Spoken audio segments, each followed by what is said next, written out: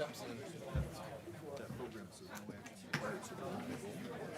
I think they're pulling because they got money from PIHP that will take those to the university.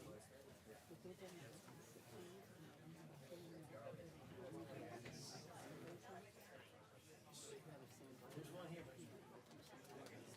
Yeah, we're in the front row because we can't wait. Oh, yeah.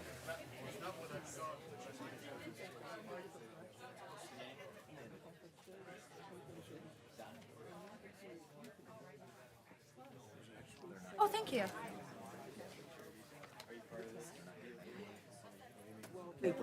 30 seconds.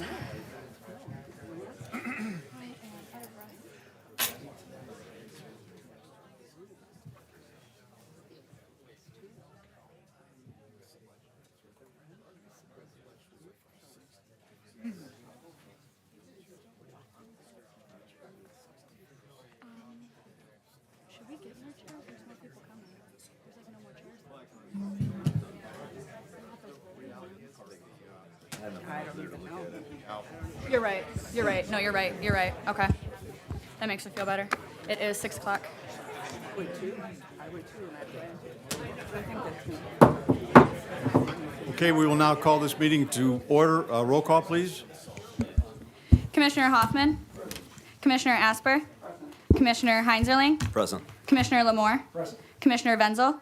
Present. Commissioner Swartout. Present. Commissioner Moore. Present. Commissioner Levens. Present. Quorum present. If you would please rise for the Pledge of Allegiance led by Commissioner Huffman. To the flag of the United States of America.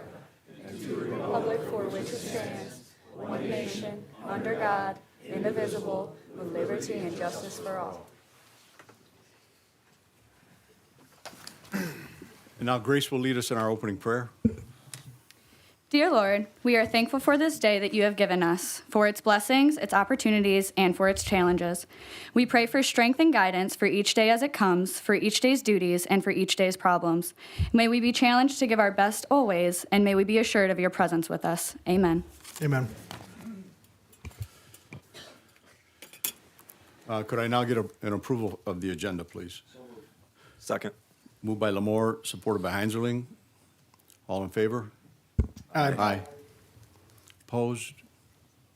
Showing none. Next is approval of minutes from the April 1, 2025 regular meeting. Could I get a motion, please? Moved by Swartout, supported by Huffman. Any additions, questions, or corrections to the minutes? Seeing none, all in favor, say aye. Aye. Aye. Opposed? Motion carries. We now enter into our first segment of public comment. Are there citizens in the audience that wish to address the board?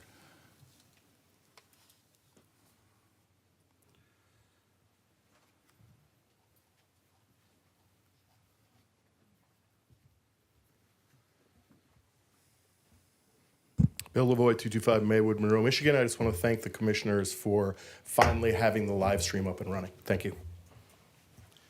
Thank you. Others that wish to address the board?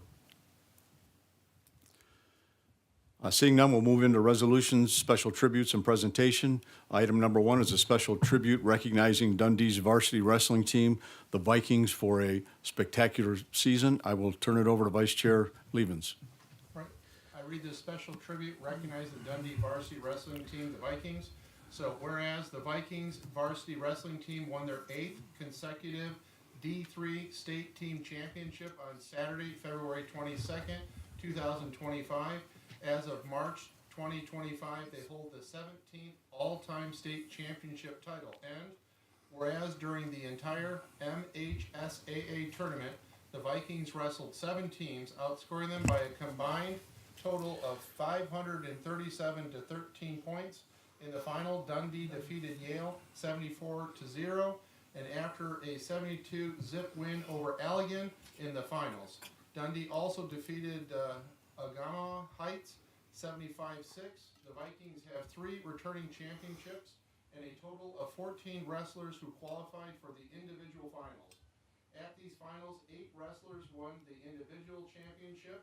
And whereas the members of the team include Josh Foster, Sam Haddix, Calvin Irwin, Scott Coleman, Mackenzie Maddie, Braden Mason, Austin Miller, Stone Redmond, Daniel Serrato, Anthony Tomaszewski, Jesse Wurtenberger, Jack Westlow, Ryan Williams, Wyatt Burns, Joe DeJohnny, Logan Fuller, Lucas Fuller, Mason Catchor, Avery Lane, Ben Monolinsky, Chance Murray, Colton Roy, Jeremy Armahine, Donnie Buffet, Jackson Meyer, Braden Broderick, Blake Cosby, Mason Haynes, Price Johnson, Owen Modolinsky, Hayden Nutt, Rococo Redmond, Brian Sterling, Abe Bruck, Cole Catcher, Landon King, and Jackson Martin.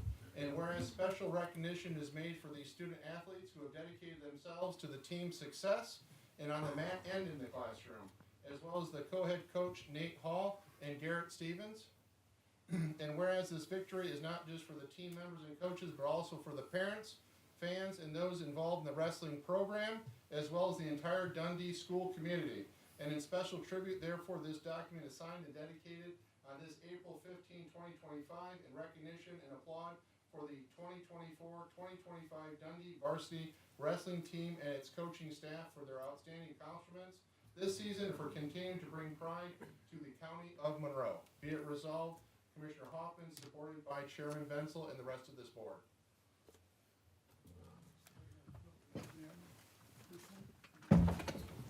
If we have the coaches come up to accept the award, and then we'll additionally, if it pleases the teammates, as you've been here 8 times, you should know how this works. Take some photos for your yearbook. So you guys can go right up there in the center. And then you guys in the front. We're gonna get everybody up here now? Yeah, might as All well. right, let's do Might it. as Come well. on, guys.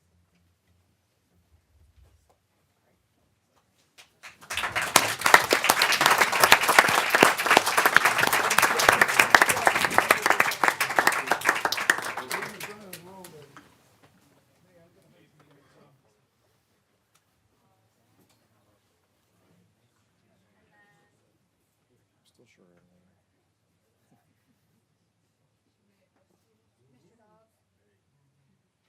Alrighty, smile. 3, 2, 1. Alrighty, and then I'm gonna get one close, just to be safe. Alrighty, perfect. Thank you guys. Congratulations. Congratulations. Wonderful. Wonderful. You know, all I want to say to you, men, is 55 plus years ago, I wrestled at Central, and I still keep a connection with them young men today. I mean, we're all older, so you guys has got a bond that you're going to carry through life. You guys are all going to be a team. When you get 50 years later, you'll still be talking to each other and talking about matches, and it's going to be great. It's going to be great for you guys. Congratulations. Thank you.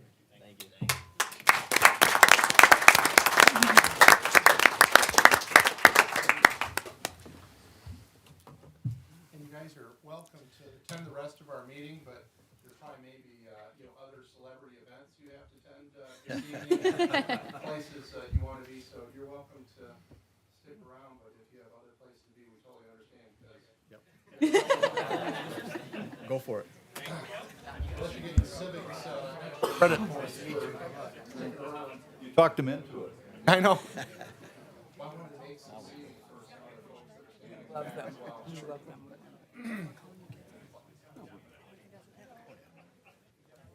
It appears we've lost our popularity by more than half. Dang.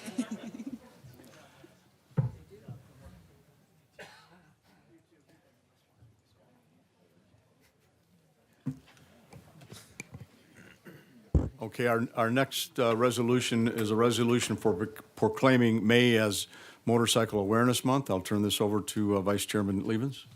Thank you, Mr. Chairman. This is a resolution proclaiming the next month of May as Motorcycle Awareness Month. Whereas Monroe County has many citizens who are concerned about motorcycle safety while touring, during recreation, and daily transportation. And whereas the month of May is nationally recognized as month of motorcycles become more prevalent on our streets, and the need to be more aware of their presence is of the utmost urgency. And of the Michigan Helmet Law, many of the state riders will be visiting our state and using our roads. And whereas an overwhelming number of car versus motorcycle accidents could have been avoided with due regard, respect, and awareness of motorcycles on the streets and intersections in Monroe County. And whereas the inclusion of motorcycle awareness provided by Abate of Michigan as a distinct part of the driver education curriculum and motorcycle rider education programs will help promote safe driving and motorcycle riding practices. And whereas it's the interest of our community and the citizens of Monroe County to note the increase in the amount of motorcycle traffic as we enter the warm months to enable the reduction of accidents and injuries involving motorcyclists. Now therefore be it resolved on this 15th day of April 2025, Monroe County Board of Commissioners hereby proclaim the month of May as Motorcycle Awareness Month in Monroe County, offered by myself and supported by Chairman Benzel and the rest of the commissioners. And I know that we have at least a couple people from Abate here in attendance to accept this proclamation and offer a couple brief words.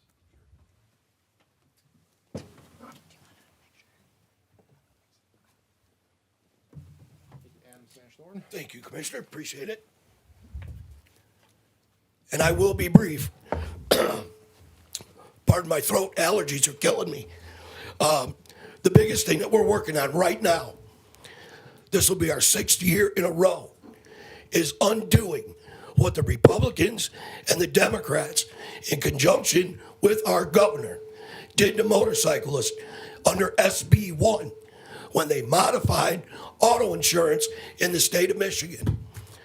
Motorcyclists are the only individuals in the state now not allowed to access their own health care in the event of an accident.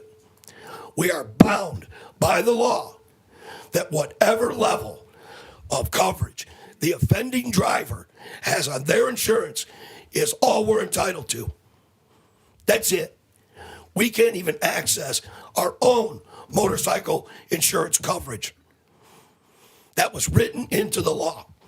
We've been fighting it now for 6 years. The Republicans will not get it in committee. We cannot get it to the floor. It's killed in caucus. Mr. Levens, or you know, Mr. Heinzerling, you're a member of Abate. Bill Lavoie, a member of Abate, are familiar with what we've been up against. We are bipartisan, but yet the only ones that are singled out under this law, if you're a pedestrian and have a car, in a wheelchair, have a car, on a skateboard, a bicycle, and have a car, and you're struck by a driver, you can go to your own auto insurance for medical coverage. On a motorcycle, you're not. I may be coming back to this board when our bill is introduced, seeking a consent resolution in support of our legislation. But thank you very much. Look twice, save a life. Absolutely. Thank you. Thank you.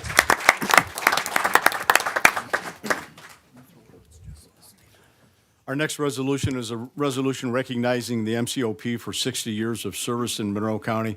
I do want to turn it over to Commissioner Swartow for a minute. I know he's got some voice problems today, and I think Grace is going to read the resolution, but he's been a long-serving member, and I just want to see if he wants to say a few things. Well, it's been a pleasure being on this board. They work together so well. They think they have good foresight. They're planning, they're strategic planning, and that's why they're, they got the Gold Tier Award earlier. Top 5 centers in the country out of 1,000. So I think that speaks for itself. But now, 60th anniversary, and Grace, if you would read this, I'll have, I think, Stephanie's here. Okay, she'll come up and we'll get some pictures. Alrighty. Whereas Monroe County has many citizens who are concerned, that's the motorcycle one. All right. Whereas Monroe County Opportunity Program is chartered as the community action agency that services the county of Monroe, Michigan. And whereas MCOP is one of more than 1,000 community action agencies across the United States under the umbrella of the National Community Action Partnership. And whereas MCOP has been in operation as a private nonprofit corporation since June 14th, 1965, and in 2025 is celebrating 60 years of service to Monroe County. And whereas MCOP has been working for 60 years to achieve its mission that aims to reduce the effects of poverty by empowering individuals, strengthening communities, and mobilizing resources. And whereas on June 11th, 2024, MCOP was approved as a gold tier organization by the Excellence Commission and the National Community Action Partnership Board of Directors, making it one out of only 5 community action agencies to achieve this designation all across the United States. Whereas MCOP will celebrate its 60th anniversary at a gala event on May 16, 2025 at 6 p.m. at the River Raisin Banquet Center during Community Action Month. And now, therefore, the following resolution was duly made, seconded, and unanimously adopted, be it resolved that the Monroe County Board of Commissioners acknowledges the meritorious work advanced by MCOP with regards to their 60th anniversary of service to the community and notable achievement of such.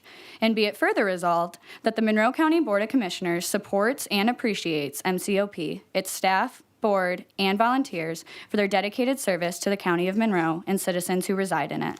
Be it further resolved that the foregoing resolution is in conformity with the County of Monroe and that there are no provisions limiting the authority of the designated board to adopt the foregoing resolution. Special tribute offered by Commissioner Swartout and supported by Chairman Wenzel and the rest of the board.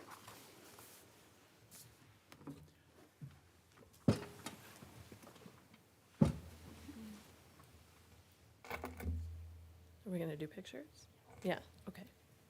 Awesome. Yeah, do you mind?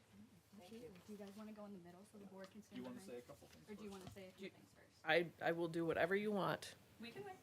I'm going to give you your phone back, so I'm not holding on to it. Okay. But go I ahead. will be fast, I promise. Good evening, Honorable Chairman and County Commissioner. Thank you so much for this wonderful tribute for our 60th anniversary. As it said in the tribute, we've been around since 1965. I celebrate my 20-year anniversary as the Executive Director of MCOP in this year of 2025. So wanted to make sure you all had your personal invitation to our gala, which is Friday, May 16th at the River Raisin Banquet Center. We'd love to see you, but as you know, MCOP has been working for 60 years to end poverty in Monroe County. We do that by meeting the greatest needs for low-income people, and that includes emergency food distribution, homeless services and veterans programs, aging and disability resources, our great work at the Opportunity Center with youth development programs and senior activities, housing quality and energy conservation, and specialized transportation. So we do all of that to eliminate barriers for low-income people and becoming self-sufficient. And I'm so proud to be part of such a wonderful organization. Thanks to Dave for being a wonderful board member for us, and our staff of over 50 people who work so hard each and every day to achieve our motto, which is helping people, changing lives. So I'm going to pass these on to you guys. We hope to see you there. Sweet. We're up here? Yep. And then, yep. You guys want to stand behind Cooper? All right. We're a little shorter than the other guys were. Ready? 1, 2, 3. All right, let me get that one. All right, 1, 2, 3. Perfect. Thank you. Thank you. Of course.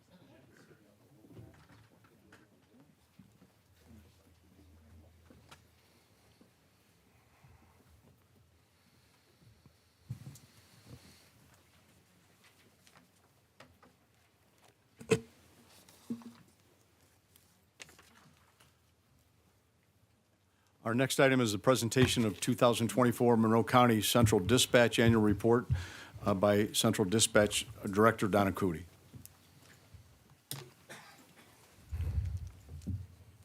Good evening, Chairman, Commissioners. Good evening.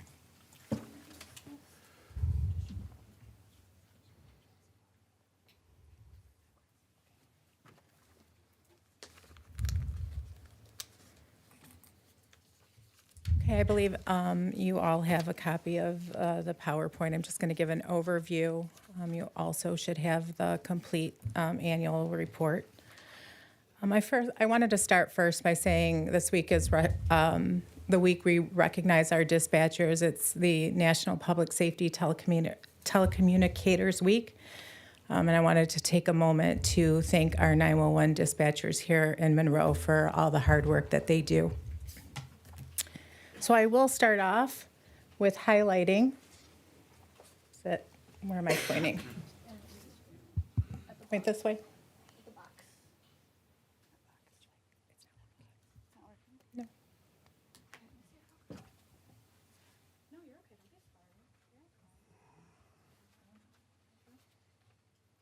Okay. So I'm going to start by pointing out just a dispatcher spotlight of two of our dispatchers. The first is Supervisor Miller. She retired back in 2023, a 25-year employee of Monroe County, career dispatcher. We are lucky enough to have her come back as a temporary part-time dispatcher. If you can imagine, all the years of knowledge that she brings with her is invaluable. She was a mentor to me. She was my trainer when I came on in 2008, and is really a support system and continues to be for all of Central Dispatch. Our second dispatcher is Dispatcher Mindy Comet. She received the 2024 Monroe Exchange Club Leadership Award. She is a newer employee, came on in 2021, rapidly became one of Dispatch's favorite employees, earned their respect quickly. She has a great personality, excellent work ethic, and really cares deeply about the work that she does. As of May of this year, she will be our next supervisor. So I just wanted to give a special recognition to two of our team members. So in 2024,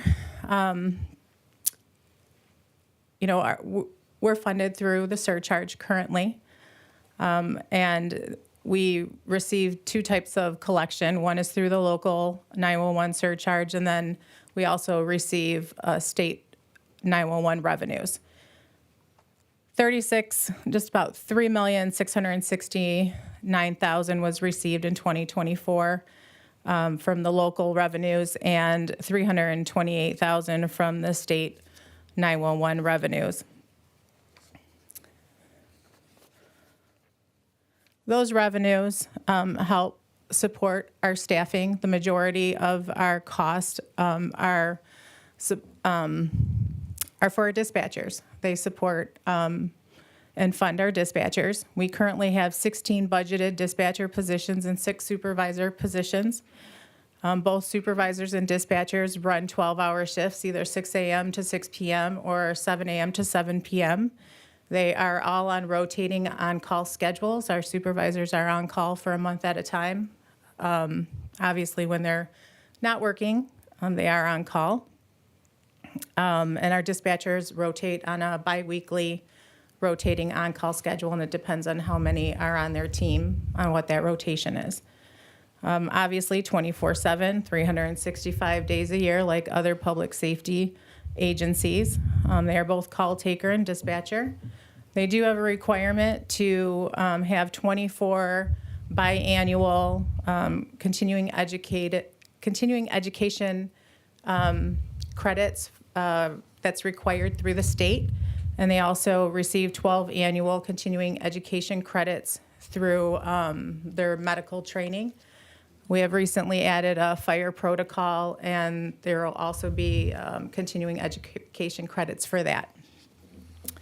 In 2024, there was a collectively 621 hours spent in training, and $12,493 was spent in training funds.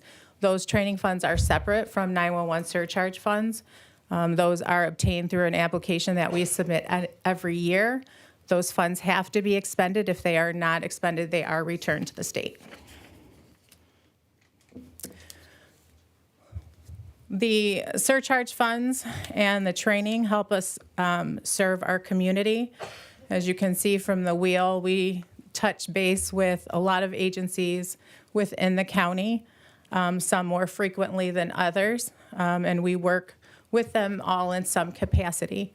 whether it's mental health, the fire departments, police, obviously, health department, road commission. We even touch base with Coast Guard, the hospitals, courts. At some level, in some way, we're reaching out to all the departments. In our dispatch operations, we use various technologies. They're growing each year. Here are just some screenshots of some of those technologies we use. More than just a phone and CAD. We're using different technologies that are out there. Text to 911, Rapid SOS, our GPS. They enhance our GPS capabilities.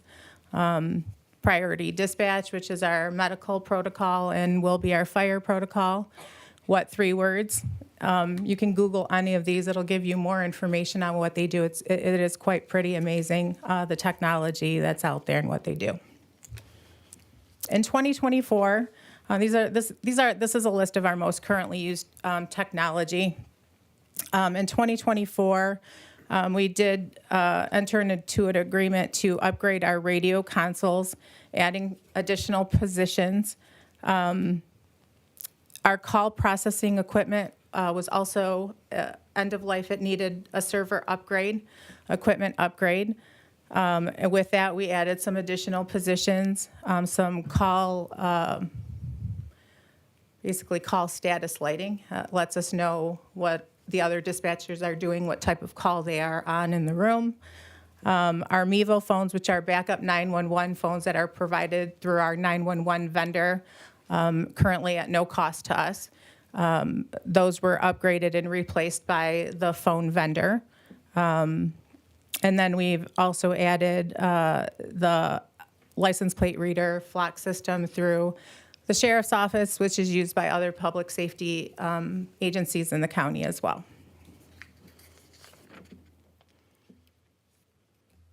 With all the technology that has assisted us in answering 155,596 total calls, that's 911 calls, text to 911, and non-emergency calls. I've broken those down into separate categories. Our text to 911 are slowly increasing. It's still low use, but it is slowly increasing year to year. We do prefer, the slogan is call if you can, text if you can't. We'd rather talk to somebody in person rather than text, but we do find that the text is very valuable. It offers translation service for us. It also offers us a way to contact a person back. We get the call volume totals here include abandoned calls. We get an extreme amount of abandoned calls, and a lot of those they're missed dials. They are basically hang-ups before there's an actual connection into 911. We are required to call those back, and we can do that by phone or we can do that in a text capacity. These totals do not include our callbacks. Those are just incoming calls. Of the 911 calls that we receive, this is a breakdown of how we receive those calls and what format. As you can see, landline phones are the 1.15%. Those are your wired phone lines. Those are near non-existent. The voice over internet, your cable phone, those are at 2.94%. Or do I have that wrong? I'm sorry, can't see. I'm sorry, hold on 1 minute. Oh, I'm sorry. Text to 911 is 1.5. 2.9 is your landline. 8.26 is your VoIP. And then, of course, wireless makes up 87.64% of all the calls that we receive. So landline is still going away. It's way down. It continues to drop year to year. AT&T has expressed that eventually they will be phasing that out completely. To get it is impossible. So if you were to request it probably in your service area now, you wouldn't be able to. Further charts on the course of over 5 years, it's just a little breakdown of how the trend has gone over time. Last year, we did have a little bit of spike in our 911 calls. I couldn't really pinpoint what that would be for. We did have some tornado events, not enough to contribute to the 10,000 difference in calls that averaged to about 1.6 calls per hour. But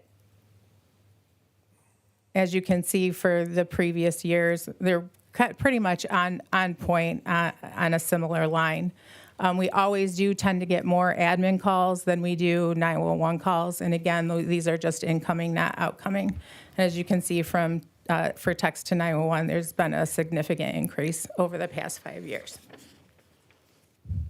Of all the calls that we've taken, those calls have produced 105,000, just over, calls dispatched to police, fire, and EMS. This total does include self-initiated calls by law enforcement. And these numbers are duplicated in some capacity because we do dispatch multiple departments to a call, and they're broken down by these are broken down by department. At the bottom, you'll see MCCD, that's central dispatch. Those are calls that we handle internally where we do provide some sort of service to the public, but a resource isn't necessarily sent out to them or generated. That's pretty much all I have. If anybody has any questions for me. Board members have questions? I just saw in your appendix here you have Joanna Yule, supervisor. Is she still supervisor in Dundee, or isn't it Roger now? Is she still on the She board? is not, but it was reflective of 2024. Oh, okay. Is she still on the board? No. Okay. I'll make a motion to accept the 2024 annual report and place it on file. Support. Moved by Levin, supported by Huffman. Are there additional questions on the motion? Seeing none, roll call, please. Commissioner Heinzerling, Yes. Commissioner Lamore, Yes. Commissioner Benzel, Yes. Commissioner Swartout, Yes. Commissioner Moore, Yes. Commissioner Levens, Yes. Commissioner Hoffman, Commissioner Asper. Yes. Motion carries. Thank you. Our next item is a presentation of the 2024 Monroe County Sheriff's Office Annual Report by Sheriff Troy Goodenough.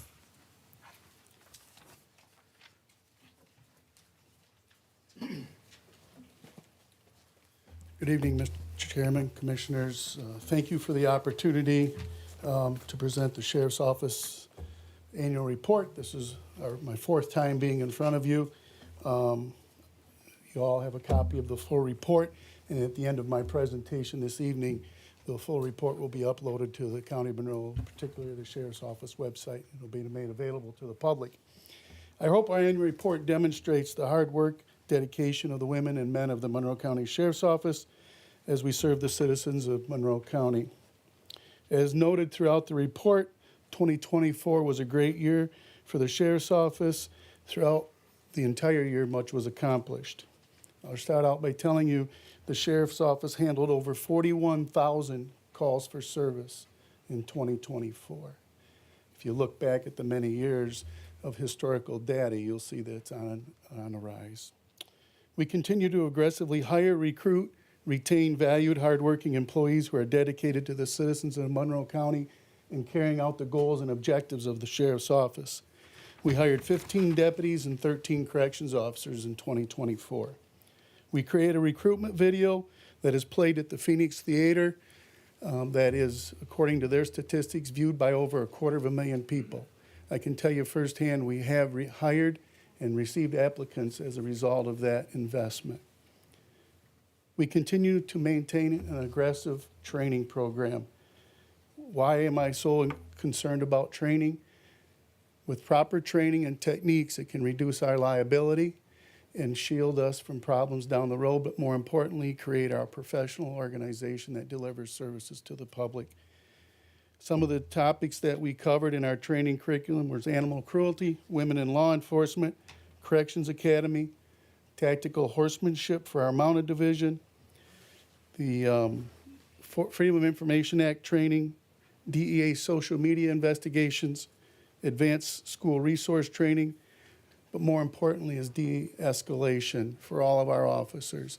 so that we encounter situations with people that suffer from mental health illness or situations that pose a risk with violence and communication, we're able to de-escalate that situation without resulting in force. We created our victim services unit. They were utilized 10 times last year. They've been used numerous times already this year. 9 of our valued employees retired. 8 of our employees received letters of recognition. We distributed 991 Narcan kits alone from the vending machine in the sheriff's office lobby. And I think it's worth noting, I was here years ago, we were the first county in the state of Michigan to put a vending machine in a sheriff's office lobby. We had 342 evaluations of inmates in the jail, incarcerated individuals, for medication-assisted treatment. It goes along with the plan and our program for opioid utilization of the opioid funds. 29 inmates registered and participated in the GED program with a 0 recidivism rate by the individuals that participated. Again, another valuable program that we can show good return on our investment. And it's important to note that we partner with the Monroe Public Schools with this program at the Learning Bank. Over 1,724 students graduated from DARE. We received a $12,599 grant from the Community Foundation to fund Viper Task Force. As I said earlier, all our employees were trained in the duty to intervene. That includes the entire staff, corrections and uniformed services. We purchased a new watercraft for our Marine Division dive team so that we can get into areas with shallow water. We purchased and trained our staff on 40 millimeter less lethal firearms. They deploy a rubberized object to combat individuals with knives and other non-lethal, or I should say non-firearms. Again, it gives us another layer of ability to de-escalate with resulting to lethal force. Purchased PPE equipment for every officer individually. We also equipped every patrol car with a ballistic shield, a red dot sights for their patrol rifles, ballistic panels, and helmets for every officer in the Uniformed Service Division to increase their layer of protection in these violent times that we face from time to time. I don't have to go back and tell you what we faced on December 28th of last year. We hired a 3rd animal control officer. We see the tremendous value in that, and I'll give you an example. With the Animal Control Division, in 2023 in Frenchtown Township, we handled less than 100 calls for service related to animal control. Last year, we handled 438 calls for service in Frenchtown related to animal control. So with that 3rd officer, we're able to do a better job in preventing abuse and neglect and not just respond to the after effect. We opened up the new Frenchtown substation on December 5th. I know a majority of you are there. That was a great investment from Frenchtown Township and our men and women. We continue to partner with DTE and Gerdau Steel, along with the City of Monroe, to clean the Front Street and I-75 road project. We implemented a tether program last year. For those of you that don't know, individual goes to court on Friday, the judge sets bond, and it requires a tether. Historically, after 2 o'clock in the afternoon, there was no way to get that tether equipped or that inmate equipped with that tether. So that means that inmate stayed with us until Monday. I said, not only does this expose the county to liability, but if we have an inmate that's suffering from substance abuse, mental health, and needs treatment, we may not always, with our jail programs, get them to where they need to be. Let's get them back out into the community. So I took it upon ourselves that we now install those tethers. We installed 162 tethers last year for individuals that normally would have been in our jail for 3 additional days, and we saved the county $10,530. We partnered with the City of Monroe, who added the City of Monroe Public Service Department, who added a full-time detective to our Viper unit. Our jail garden harvested over 4,550 pounds of vegetables, which we donated to MCOP, the Oaks of Righteousness, and other nonprofit organizations in the county. We partnered with Monroe Charter Township to purchase a speed sign, portable speed sign, which we move frequently around the township, I can tell you that the return on that investment has been valuable. We don't get the speed complaints because when we get them, we put the sign there and then we push all the data out to the public to know what's truly going on in their community. Our Red Shirt program, we collected 675 bags of trash. And I'll tell you, we only spent about 3 months picking up trash just because of staffing of that unit. On behalf of the Sheriff's Office, we look forward to 2025. We want to continue our de-escalation training, cultural diversity, and mental health first aid for all of our employees. I'm optimistic that come January 1st, we'll be full staff. Again, I'm optimistic we'll get there. We're in the process of creating our family services unit, which will benefit the inmates incarcerated in the Monroe County Jail. We're going to continue plumbing updates at the main jail, installation of a new generator. As you know, our records division, we were fortunate enough this year to go 24/7 already. We see the value in that and to the citizens of Monroe County. We're purchasing new equipment for our mounted division, teams instruction for all our school resource officers. Obviously, you know, in December, we'll take delivery of our new incident command vehicle. We were able to, we're put the heat and insulation in our storage building. We're partnering with the Resort District Authority, Frenchtown Township, Monroe Charter Township, to add additional flock cameras. We're going to continue our partnership with MDOT to keep these freeways clean. And we're adding a full-time Viper or detective to our Viper unit, and we partnered with the City of Monroe to create a civil disturbance trailer with equipment in it. If we have a situation, we'll have between 60 and 90 sets of gear that we can respond to it. The officer can gear up and handle whatever meets them. And we're adding 2, which we've already, we already done for 25, is added 2 additional SROs to Bedford Township. And I can tell you, I've been in the community a number of times in South County, and I can't tell you the positive communication and comments that we have received due to the visibility of them SROs in those school buildings and around them during the day. As your sheriff, I promise to continue to strengthen our relationship with the men and women of the Sheriff's Office, engage further with our citizens so that together we may overcome any challenges we face, strengthen the bonds with our community partners while earning their trust and confidence in the Sheriff's Office and its operations. That's all I have, Mr. Chairman, Commissioner Saloon. Thank you, Sheriff. Make the motion. Moved by Heinzerling, supported by Levens. Are there questions or comments on the annual report? Yeah, that's good job, Troy. I just want to say our neighbor next door over there in Wayne, they are down 300 officers, and most of their employees are forced to run 2 overtime shifts a week, double shifts. They're hurting that bad, so we're fortunate to have who we got. I know you're doing a good job recruiting now, so. Yep, and we've got a lot of good candidates, and without getting too much into the weeds, we have 7 scheduled to go to the academy in May, 8 in July, and if everything works out, we'll send 3 in January in preparation for our 25 retirement. So I'm confident we'll get where we need to be and even provide what I say is a better service than what we're servicing. So. And for the lay people, that's our school resource officers that are providing those deputies to the schools during the school time. The mixed advantage is when the schools close, those same folks are on the road during the time when call volume is up and the schools are closed. Yeah, and if I could expand on that a little bit, Mr. Vice Chairman Levens, when I sought the office of sheriff, I said I wanted to put an SRO in every school. That was something I set to do the first 4 years. And you as commissioners that have been here for a while know we accomplished that in 2. And we have added additional resource officers. We now have a total of 2 in airport, and with the addition of the 2 that we added this year, that gives us 5 in Bedford. Every school in Bedford Township has an SRO.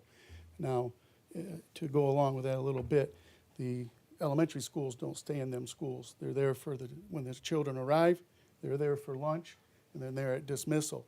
In between that time, they stay within a 3-mile radius of that elementary school doing traffic enforcement to slow the vehicles down to continue to protect our children.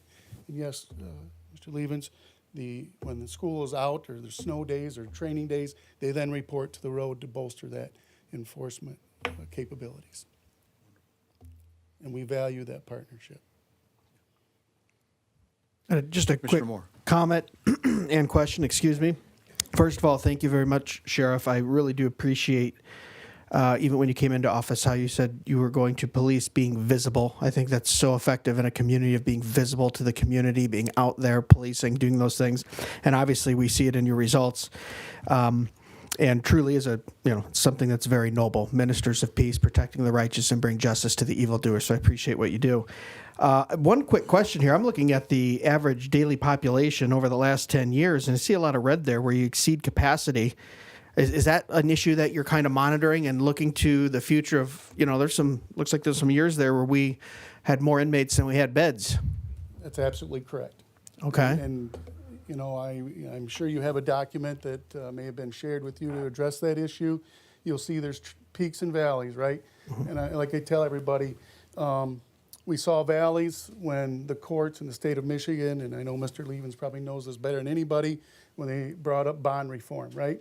Where they said everybody gets out of jail, we don't want to have cash, so we saw our inmate population trend down. Started trending back up, and then we come upon COVID. And you know what the government did in COVID? They didn't want people incarcerated, so we started trending down. And yes, we're trending back up. And I don't see any light at the end of the tunnel going in another direction. For instance, the main jail last Monday was at 91% capacity, and the inmate dormitory was at 87% capacity. By rule of thumb, you don't ever want to be over 90% capacity, because it gives you no leeway to move with those inmates. So this is a topic that we are going to have some conversation on. Okay, thank you. Any other questions? Roll call, please. Commissioner Lamore? Yes. Commissioner Wenzel? Yes. Commissioner Swartout? Yes. Commissioner Moore? Yes. Commissioner Levens? Yes. Commissioner Hoffman? Yes. Commissioner Asper? Yes.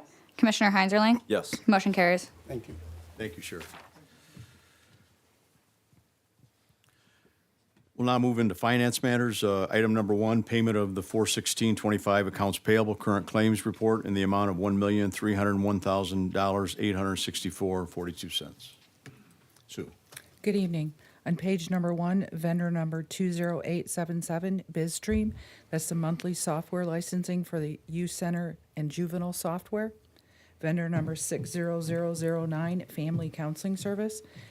February and March supervised visitation services provided through front of the court. Page number 2, vendor number 131056, Mason Oceana 911. That's Central Dispatch Training. Vendor number 190001, SEMCOG, annual membership dues for the county.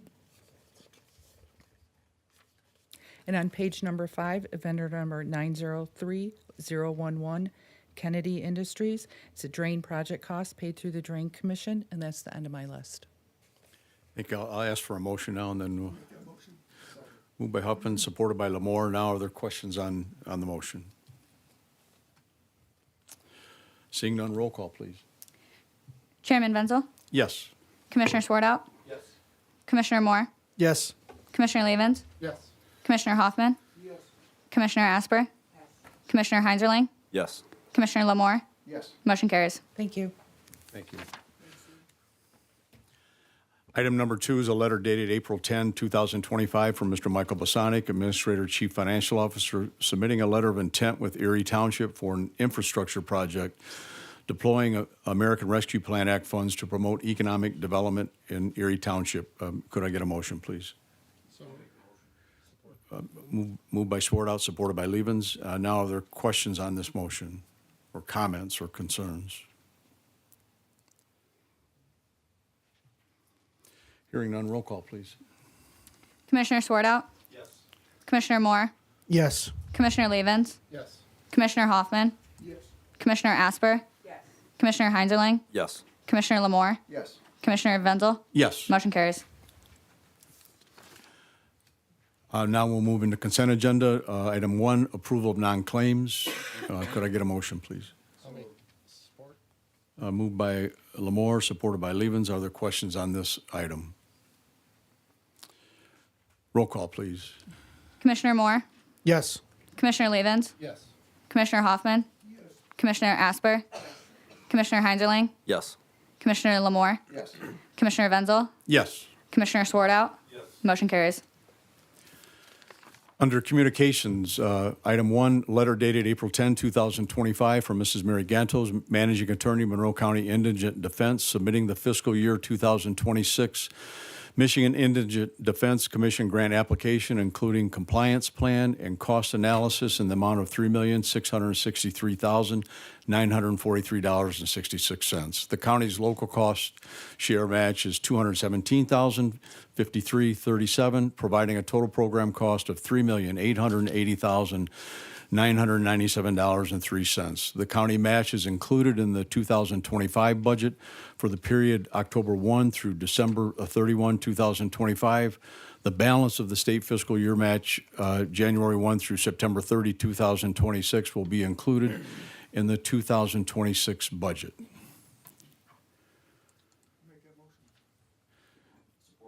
Moved by Huffman, supported by Swartout. Now, comments or questions or concerns? Chairman, I would like to add, if we could, to that motion, a motion to approve the grant application submission, to make it conditional upon county administration submitting a written request and justification for a delivery model change to a public defender office and a request for a multi-level staff review to be considered by the MIDC Commission. This written request must be submitted no later than Friday, April 18th,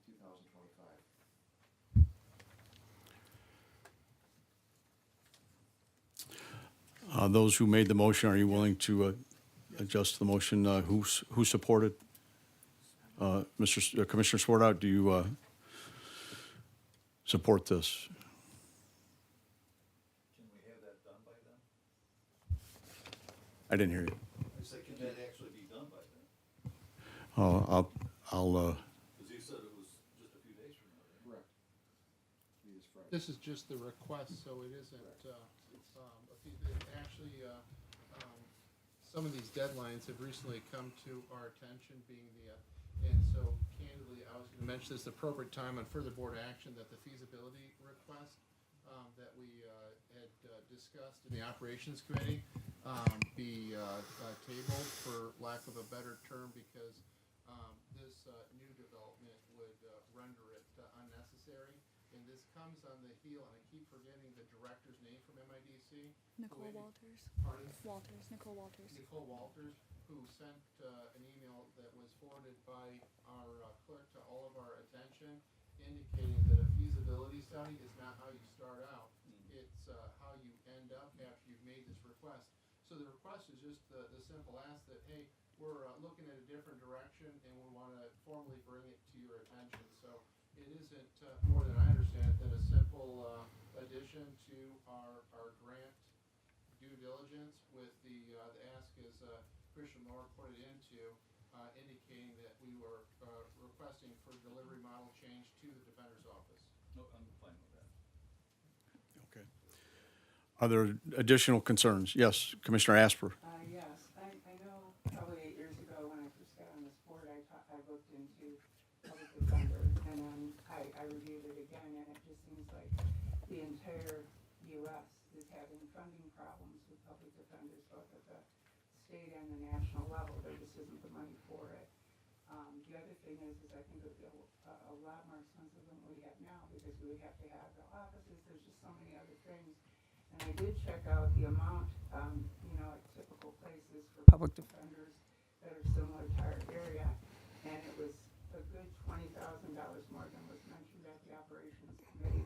And then, of course, it's going to be another $20,000 or plus more for, all the different benefits and so on and so forth. So I realize that you want to do this, but I'm just concerned that if we add this amendment, that will lead to that feasibility study. And as it was discussed at the operations committee, that feasibility study was like, okay, this is how we're going to prove that we really need this. And I really felt like a feasibility study is supposed to tell you whether it's feasible or not. And it looked like in that letter that we got that really places aren't looking for public defenders unless they're having difficulty being in compliance. So they're kind of forced into these other methods. So I'm just a little concerned about, spending more money on a study when I think this will add, you know, a lot more expense to the county. We barely have enough room where we are, and so I'm just saying my concern for that. Mr. Chairman, to be clear, I'm gonna ask that study that we asked for be tabled. I want the record to be clear that, I'm not asking for that study to go forward, so, Commissioner Asper's, comments, are understood, and I will be asking for that again to be, tabled for the time being.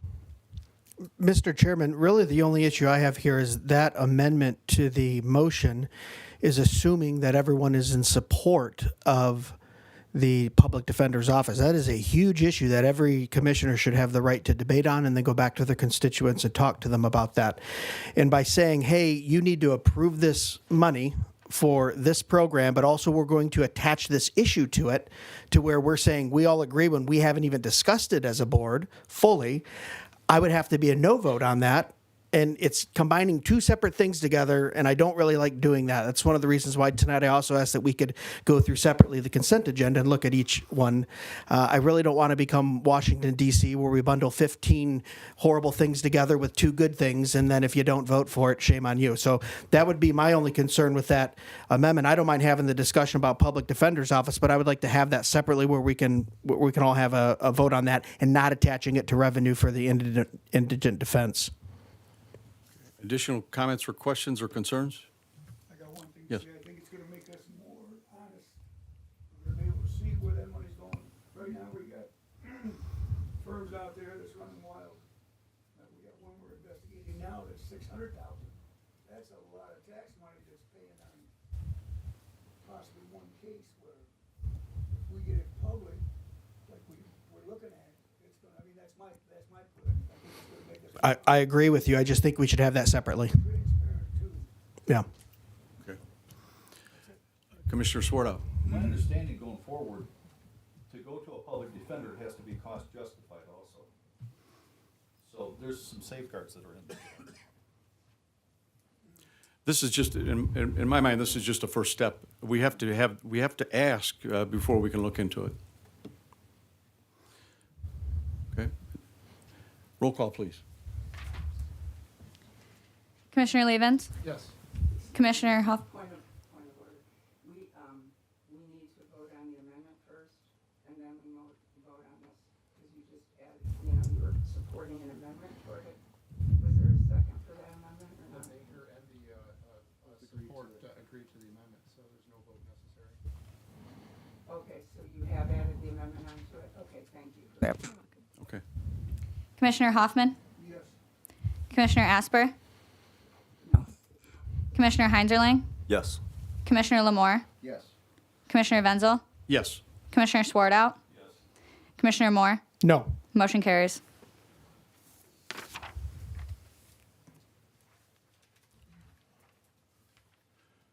Our next item is a letter dated April 10, 2025 from Mr. Andrew Clark, Museum Director, requesting approval to submit a grant application for up to $50,000 to begin the upgrade of exhibit cases within the Monroe County Museum. The grant requires a 30% match from the museum system millage.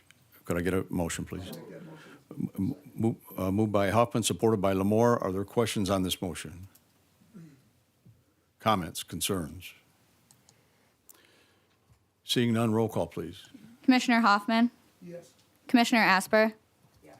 Commissioner Heinzerling? Yes. Commissioner Lamore? Yes. Commissioner Wenzel? Yes. Commissioner Swartout? Yes. Commissioner Moore? Yes. Commissioner Levens? Yes. Motion carries. Next, we move into all the items that were covered on the Operations Committee that we're going to address one at a time. Number one is the Property Assessed Clean Energy PACE program presentation. Suggested action is board discretion. Is there a motion? Yes, sir. I'd like to make a motion to support a resolution amending the resolution of August 20th, 2019, approving the establishment of a property assessed clean energy PACE program, and move by the Monroe County Board of Commissioners to amend the resolution of August 20th, 2019, to establish the property assessed clean energy PACE program, and to adopt the Lean and Green Michigan PACE program report, replacing the previous program report, and move that the PACE administrator shall be Lean and Green Michigan, and the PACE authorized official shall be the county administrator. Is there support? second that. Moved by Lamore, supported by Huffman. Are there questions? We do have Mr. Levin here, if you would like him to give a brief overview of what was presented at the Operations Committee. Yes. So, as I recall, we addressed the PACE program a number of years ago, and we voted against it. Part of my concern was that the money that is borrowed goes on a person's assessment, goes on their taxes, and it can be up to 25 years. So these people could be paying for something for basically the amount of time that is the life of whatever it is that they're paying for. And I don't like to put people who, these are people that can't get their own loans. I really don't like putting them in a position that they could possibly lose their house. And I just think there are so many other programs out there right now that we could connect them up with.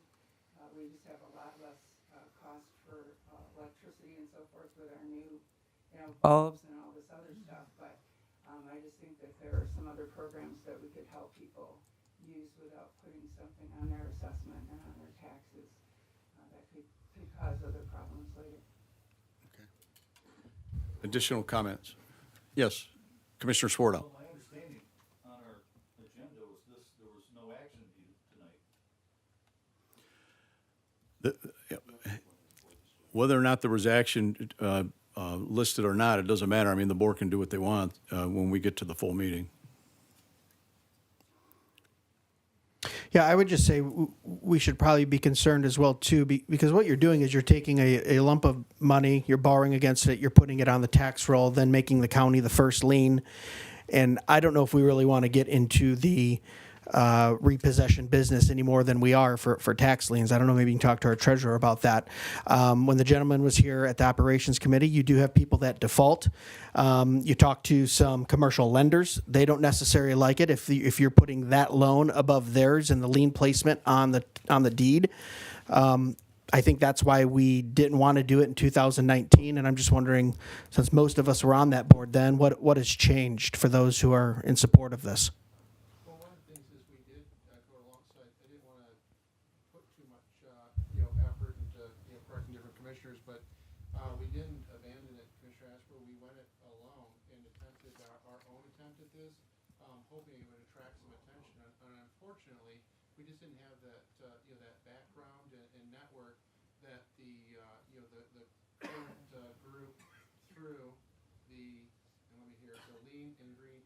PACE program administrators have, and they spoke additionally to the default, and the gentleman was case said, yes, we've encountered some of this, but they put an investment. Remember, part of the PACE program is and it isn't, for people that can't afford financing, it's that it's favorable financing because it has that green component, so they're getting better rates, if I'm not, mistaken, and so the properties are improved. So what the gentleman shared with us, yeah, some folks, have run into trouble, but these are improved properties, and the banks are on the hook, other people, and so there were quick recoveries from what it was described to us because, one, they wanted to see the investment succeed, and there are other people in line saying, hey, if, proprietor number one doesn't have the economic, fortitude, fortune, what have you, there's another person that would, love to step in their shoes and have this improved property. And so we're pretty much assured that it hasn't fallen into any county hands for officiating, foreclosure like that. It's just that time investment, and they were candid. Listen, there's going to be some, effort on the treasurer, whoever the different partners are, to make the program a success. But that success means an economic driver. It means another tool in the box for businesses to have, updated energy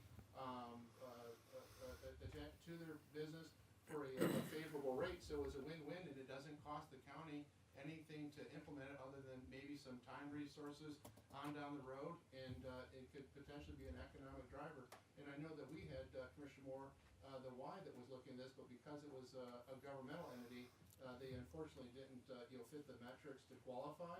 But for our private people, it doesn't cost the county anything else. It's another opportunity to drive economic growth, good jobs, better, infrastructure. So I'm a strong yes. We tried it, it didn't work. Now let's let the experts that are tried, true, tested, bring it in and make it a success, especially when it doesn't cost us anything. Yeah, I'm not concerned about the cost, and I know you know how deeds work and liens work, is it puts us on first lien.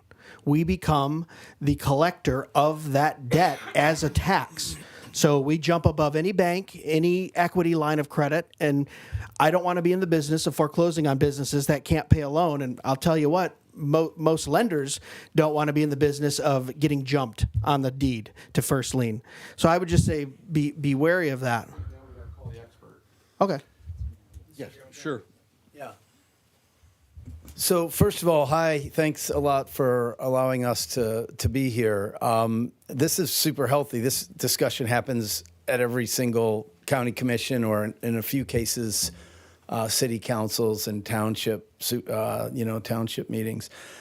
And I want to start by kind of supporting what Commissioner Asper said. This issue of like a homeowner or a condo owner being in a situation like this came up when the state debated adopting a PACE statute, which they'd had to do for a county to be able to even talk about this, and we eliminated homes from this because just for the exact reason you said. So the only thing you can use PACE for in Michigan is commercial industrial property. It's got to be a nonprofit or for-profit. Commercial industrial property, no houses, no government buildings. So that is really a point well taken. And also, Commissioner Moore's point is very good. We wrote the statute so that the primary lender or a mortgage holder, any bank, has veto power over a PACE loan cannot be established by you, no matter what you want to do, if the bank that holds the lien on the property doesn't consent to it. So why would they? And they've consented. So in Michigan, I started this. It was kind of, my wife thought I was crazy, and it took a long time, frankly, to get it going. But today, there's 60 local governments covering 80% of Michiganders are in our program. And we've done 87 projects of over $300 million collectively. And there's not been one PACE project done. There's another county along with Monroe. You did establish a PACE program. You have one. It's active. It's just that it's never been used. And the reason I'm really standing here is a developer in the county that's worked with us in other places said, hey, I want to do a retroactive financing of $4 million or something in my, this is the Gardens of Carlton. Right? Does anybody know what this newish retirement facility? So this is the kind of the economic driving that Commissioner Levens was talking about. They want to do a $4 million financing so they can go do their next project. And this is just American capitalism, and you're doing a tiny little thing. How many property tax bills do you have in the county? Tens of thousands. I don't know, many thousands. We've only done 87 projects in the whole state of Michigan. So this is an infinitesimal addition to any county's, property tax load. And no, the county actually isn't on the hook for it. Because we even have in Michigan, the way we do it is when we create a PACE project, when it closes, your authorized official, who it would be the county administrator, signs it, signs the thing. But the county doesn't even have to do the administrative work of collecting the money and giving it to the lender. We have a direct bill. So we do all the work, basically, of creating it, driving it. The really only work, as Commissioner Levens was talking about, is like Sean here and your economic development folks. I'm going to tell you, our experience has been in the counties where the chambers of commerce, the economic development folks, whatever groups an area has that work on economic development, if they know about it, if they, come to us and say, hey, we think we have a project here, it happens more. So it's just part of the kind of economic ecosystem of those counties, and it's more effective. Of the $308 million of projects we've done, there's been zero. First of all, you pay us nothing ever. We only ever get paid. We eat what we kill. We only get paid when a deal closes, and the economic actors, we get a little fee, 2% or less if it's bigger, on the project, and that's the only way we ever make money. No taxpayer money is in this ever. And of the 87 deals, no county has ever paid 1 cent or, actually taken over a property. There was some people have been late on their taxes, right? They've been, and there have been some steps in foreclosures, but there's never been one that went to the county. So it's been really successful. And it's just basically the market. When a property owner in Monroe County wants to do something to save money by having reduced energy costs, and a contractor says, yeah, I would make money on that job, and a lender says, yeah, I'll lend the money. Private lender says, I'll lend money.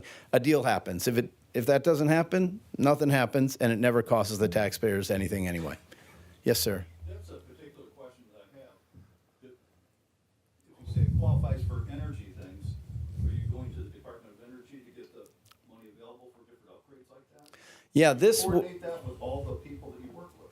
Yeah, it's not only that, it's historic tax credits, right? It's TIFs, any other kind of money that they can get, or if they're doing geothermal or something that gets federal tax credits, this can be combined with all that. They're basically financing the delta, whatever's left after they get those other incentives. So they can take advantage of any other program, and it kind of works in with it. Really what this is, it's nothing about people who can't get a loan, right?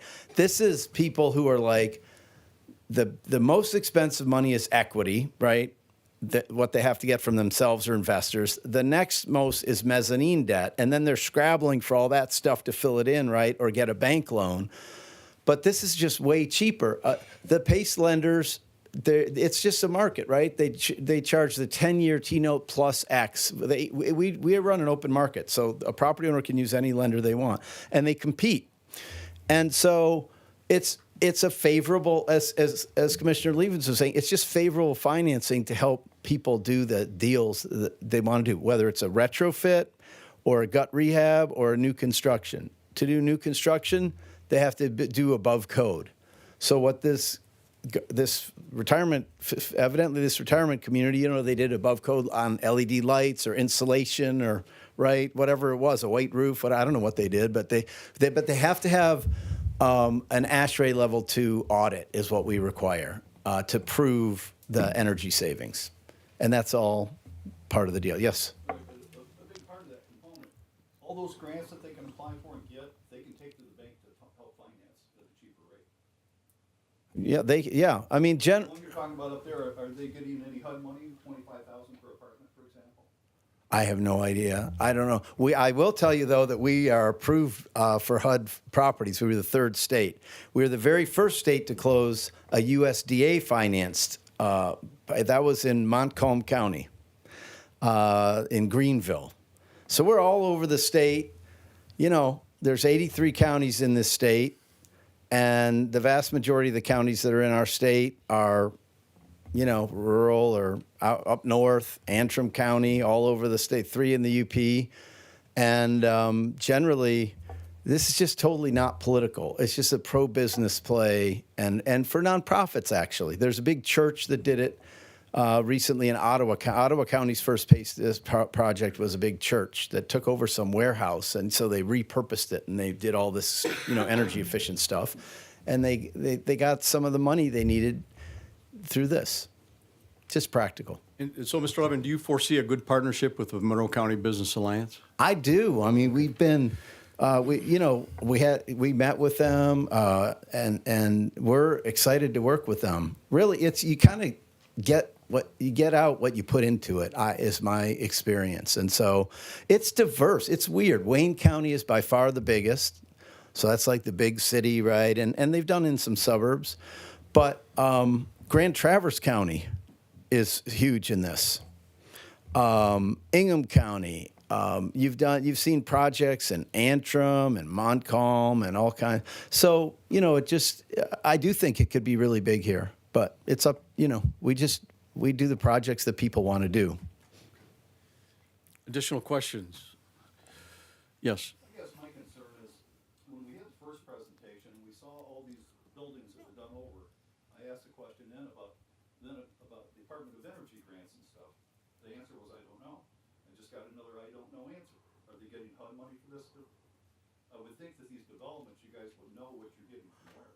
Well, so we're not the property owner, right? And we're not. So what we know is that they have a capital stack, and they in a project, and they get money from different incentives to different things. We have a checklist of 142 items we've developed as your administrator, if you were to join us, that we make sure every item is proper and meets the statutory requirements. And this is why it's hard for a county to kind of do it on its own. But so we, on a given project, when it closes, we know a great deal about each of those projects. And I could give you, on any project we've closed, a big file on the whole, details of their financing and so forth. But in general, it's hard to generalize about. I mean, we've had some that have had probably every kind of incentive, one here or there. So, I mean, I think there's it's totally transparent, and there's full information on it. Yeah, Thank you, Mr. thank Rutherford. you. Okay. Without any additional comments, roll call, please. Commissioner Asper? Yes.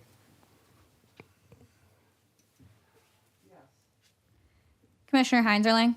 Yes. Commissioner Lamore? Yes. Commissioner Wenzel? Yes. Commissioner Swartout? Yes. Commissioner Moore? No. Commissioner Levens? Yes. Commissioner Hoffman? Motion carries. Our next item is a letter dated March 17th, 2025, from Mr. David Robinson, Monroe City Manager, requesting a $1 million contribution to the West Elm Avenue Rail Grade Separation Project for the remaining unfunded local match requirement. Could I get a motion, please?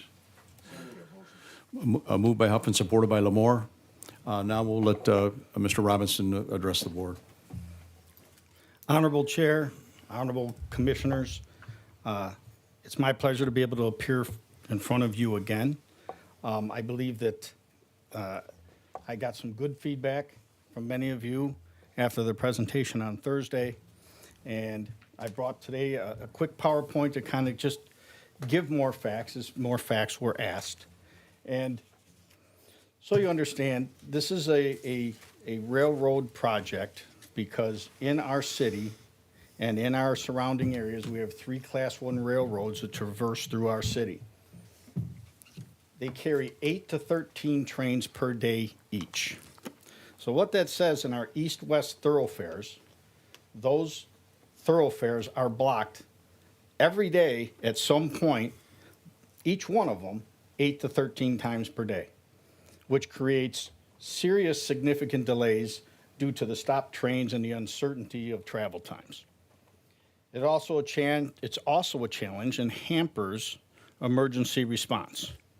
If the emergency response happens to be east and the call is to the west and there's trains, and I know that our dispatch does a wonderful job letting the respondents, whether it's police or fire, know where the tracks are clear, et cetera, but it's still a problem, and it could cause problems for the emergency response and access, even for those non-emergency responses by first responders, but also for people that need to go to the hospital that tend to take themselves. So how this came about is in the Infrastructure Investment and Jobs Act, the bipartisan infrastructure law, which was passed in November of 2021, it provided $550 billion in funding for 22 through 26. Railroad Crossing Elimination Program was for large-scale rail projects. The first call for the projects was due in June of 22. Submissions were due in October. So as a city, we needed to move quickly. Well, we felt we would be competitive in the first round, so we decided to go for it. The focus needed to be on a shovel-ready project. Well, the first feasibility study of our grade separations was in 1995, especially on West Elm, and it was updated for cost purposes in 2008. We considered various projects on the east side, but it lacked railroad buy-in at that time, along with greater complications than the west side. And we knew we had to make this quick because we wanted to be in that first round of funding. There was several advantages to our west side underpass. There was the feasibility, which was previously established. There was working with only one railroad, which I'm sure that you understand the differences in working with multiple. Highest traffic volumes were on Elm, and there was a clear and timely path forward. So that's what we chose. So we worked with Manick and Smith and Quandel, studied all three crossings, or actually four crossings that we were looking at originally at Elm Stream, Front Street, 7th Street, and the East Side Rails. They studied all of them. And 7th Street, it was discounted due to the adverse impacts on the neighborhood and the poor connectivity, and traffic volumes weren't as high. Front had a much higher property take, which means we would have had to acquire more properties in order to make it work on Front Street, plus the costs were over $5 million more. Elm was selected for the grant submission. So the railway underpass will also include bike path and sidewalks. So the estimated cost of this project when we submitted for this grant was $30 million.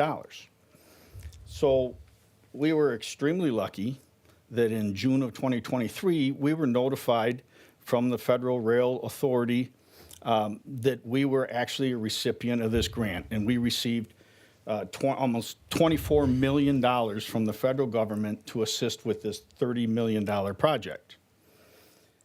Obviously, we have to be considerate of, okay, that comes with a 20% match. And in our local match, we were able to secure another grant from the State Infrastructure Office for $2 million. We also understand that the railroads have a statutory mandatory contribution to the local match of, I think it's $1.5 million that they had to contribute. And so when we looked at it, okay, once we have our money, we are in the hole by $2.5 million. And as we looked at that, we looked at who are our partners and how can we best fund this. And as I listened today to the sheriff's wonderful presentation, counted 4 times just in your sheriff's office where he talked about partnership with the city. I think that we partnership in an informal basis lots of times in the communication with Mr. Bosanic's office. We work well together. We work well with the different, even on the level of grounds crews, et cetera. They all work really well together, and we consider ourselves truly partners with our neighbors who happen to reside 100 feet from our front doors. So part of this, we had to look at what are our likely challenges with this project. Relocation of the Mason Run drain is something that will have to be done. Coordination with CSX, yes, that's a challenge, but not impossible. Rock excavation and dewatering. Impacts to properties, meaning driveways and acquisitions. And there are 3 residences that 2 of them we will probably have to go through acquisition processes, and we are already pursuing one on the city's dime for one resident because the resident is willing to sell at this point, and recognizing we don't want to go other processes. If we have a willing seller, we should do it now because time is money, and if we have to go through processes in order to procure those properties, it could put a longer delay before the project could get started. Maintenance of traffic during the time, of course. There's going to be a little bit of a traffic snag when the actual project is happening, and that's something we have to always consider. But why we are pushing this is because we don't want to let time pass, because time is money, and we don't want the escalation of the cost to continue to rise. So because we're really trying to keep it at the $30 million cost. What's our end results? We want an elimination of the delays and better reliability.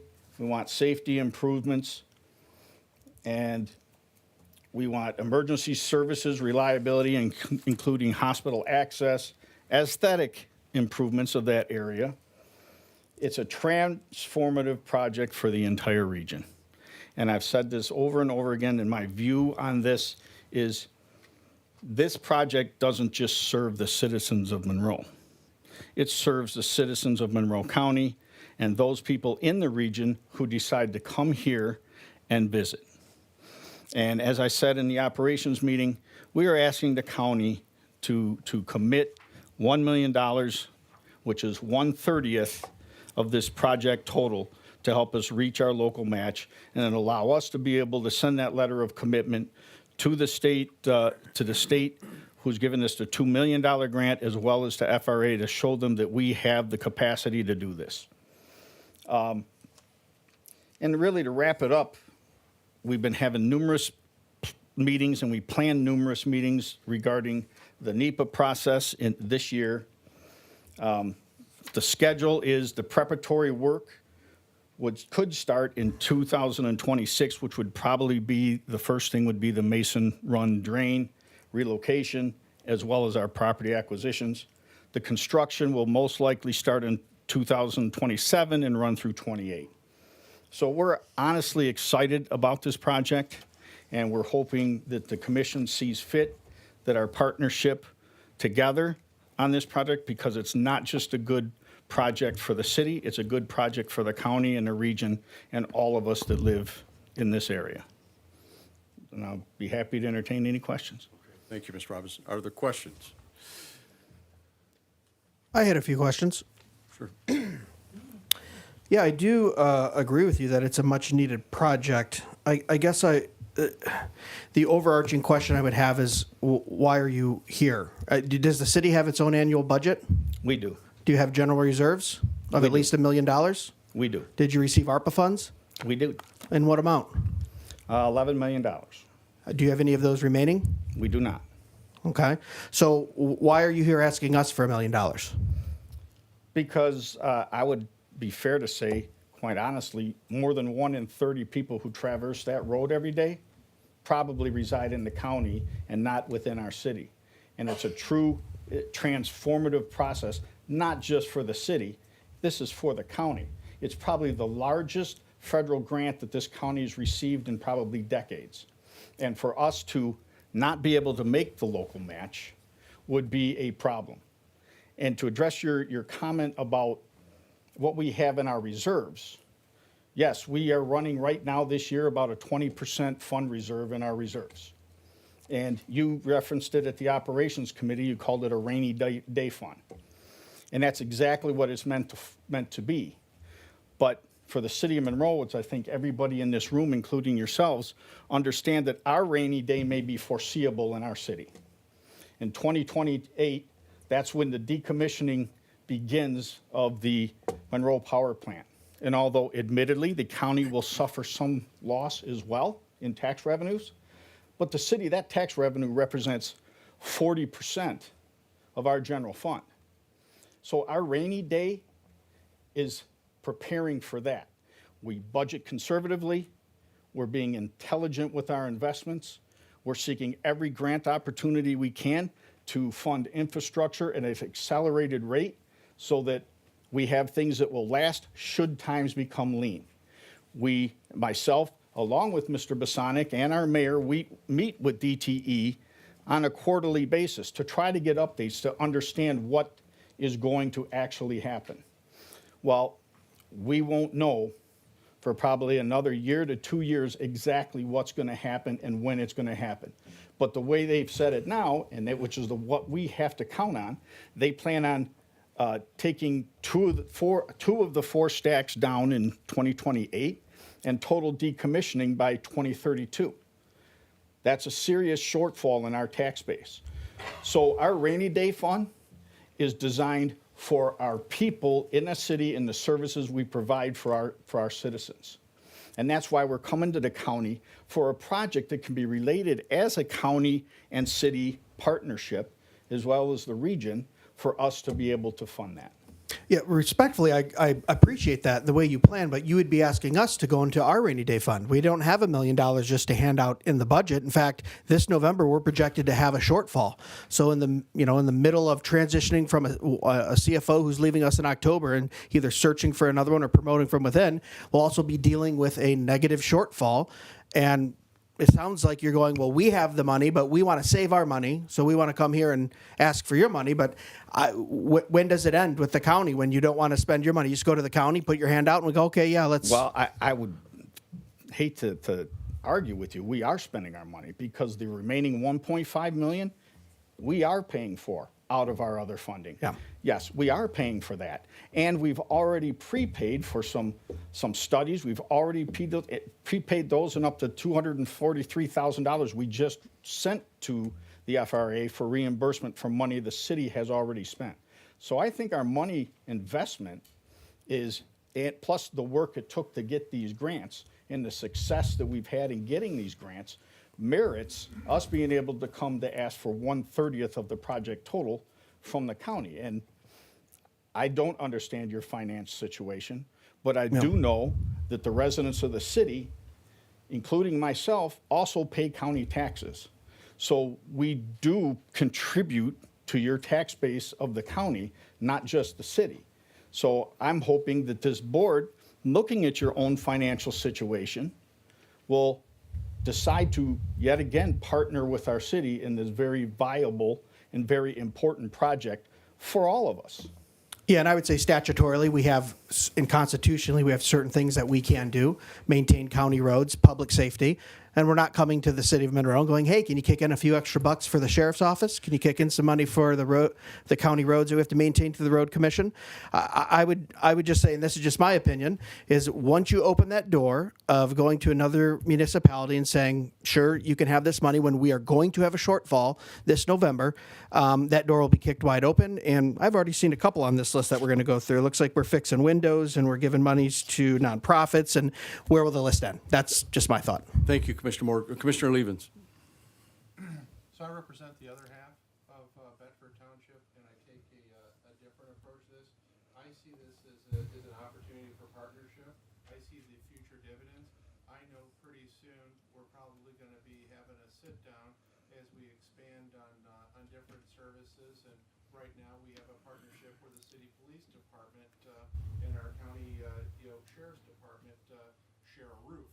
I see this as an ongoing opportunity. I support this initiative. I am what was the number of out of the people going through that aren't in the city? I would say we're asking, I'm sure that it's more than 1 in 30 because we're asking for 1/30 of the total project amounts. Every time that train, I'm the 1 in 30 that's running late to court, running late for my board meeting. And I dare think that on the other side, between that rail and Dundee, could be emergency responders stuck that can't make it to a crisis or something. So I see it's a small ask that we do have, our unreserved funds to do this, and hopefully that's remembered next year, a decade from now, that here from the county, we realize it's the four counties. It isn't just some townships here, that we're trying to do what's best for everyone. So you have my support for this project, period. Thank you, sir.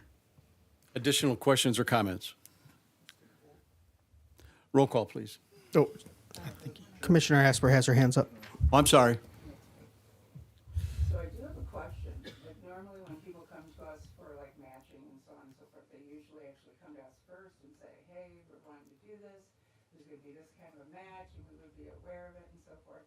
So what I was wondering was when you were notified in 2023 that you won this, did you have ARPA money or whatever that you could have set aside when you found out that you had won this grant? At that point in time, our ARPA money was spoken for, as we used $6 million of that for the St. Mary's Garden sewer project, and then the other we were able to use for public safety salaries and wages, and which opened up our general fund for us to do a lot of projects in our city. For example, we gave $1.7 million to the port, which, according to the Link 2.0 plan, is an area of focus and one of the top economic drivers and futures for our city. Carnes Park, we redid all of Carnes Park with the added money from our general fund that, because we looked at the way of using our ARPA funds, that would cause less government oversight and requirements from the feds on actually getting the appropriations for each one of these projects. So once it was made available for public safety, we were able to do that. And then, as well as all of our parks, playscapes at $670,000 we updated, cybersecurity, $200,000, and the MLK Bridge, which was $352,000, which all of that together combined the $6 million we spent on, that was our $11 million in ARPA funds. So, I love parks, I love playscapes, I love all those things, I love gardens. But that's where that money went, instead of saying, maybe we might need this for this really huge project that is Well, serious. Well, what I'll tell you, when we got the word that we got the grant, I did start. That was right when I started with the city. I was having conversations with Mr. Bosanic. We were talking about ARPA funds. It was his opinion at the time that ARPA funds were not eligible for a project like this. And that's why we've had continuing conversations about this. So we worked through this, and when the time was appropriate, now it was time to come forth when we understand all of our funding options, what our true shortfall is at this time. And this was the time to reach out to the county for partnership. You don't understand here. She's saying gardens. You don't understand the infrastructure for the sanitary sewers. When people can't flush their toilets. I wasn't I work in talking that about every that. day. When she said gardens, I think she was thinking about planting a bunch of gardens. This is the infrastructure No, I was talking about St. Mary's. make the sewers go. Additional questions or comments? Commissioner Asper, additional questions? So there's no possibility that you would consider doing some kind of deal with this where you're repaying this? I mean, I look at my own area, and we have 2 fire departments that are totally cut off from the freeway. And we have accidents on the freeway all the time. So I do see what you're talking about, but I just hate to be, I just do see, like Commissioner Moore said, we just have people coming like at the last minute telling us, oh, we don't have this, we don't have that, and then they think that the county is supposed to kind of support their. Well, I'll be honest with you, and quite honestly, this wasn't last minute, because the minute we found out we received the grant, we have been in talks with the county. We have expressed what we're doing, and quite honestly, any other community that's around here, because every single community received ARPA money, every city, every township, they all received ARPA money, and quite honestly, every community in this county who has a rail project had an opportunity to put in for this grant, and we did it. And we received it. And it doesn't just help the city, it helps the county. It helps the whole county, the whole region, for anybody who wants to go east and west in that area. I don't take anything away from your initiative. Thank you. Well, I'm just going to add a few words. I think this is an excellent opportunity to partner with the city. I don't think this is a time or a place to critique how they spend their ARPA money or what they do. I have full faith and confidence that they're doing their best work for the citizens of the city of Monroe. I look at it as a great opportunity to partner. Just like we want to expand partner opportunities with our townships to the south and to the north and to the west and to the east. We want to develop these kind of partnerships because that's how the entire county of Monroe is going to have a higher quality of life. There's going to be more opportunities for people. There's going to be drivers for economic development. There's going to be more jobs. So I think this is a perfect opportunity. Commissioner Swartout. I'd like to make a motion to support this. We already have it. It's already on the floor. Commissioner Moore. This is a $30 million project. These things don't come around on a yearly basis. It's a big project. And if we say no to this project right now, what are we saying about future projects that come supported by the federal government into Monroe County? We're saying, thank you, but no thank you. We don't want to take in that extra $24 million. Personally, I think we're crazy if we don't continue on with this, because this is gonna hire a lot of people that live in Monroe County. It's a huge infrastructure project. I can't think of any other infrastructure project currently or in the future. Right now, it's out there, that's gonna be as large as this, and we can accomplish this as a partnership with the city. So I don't see any reason to fight over ARPA funds, who's funding what, and anything else. We have the opportunity to do it. We need to strike now and get it done. My only point, I don't know if you're understanding it, is I'm not talking about ARPA funds where they were, where they weren't or were spent.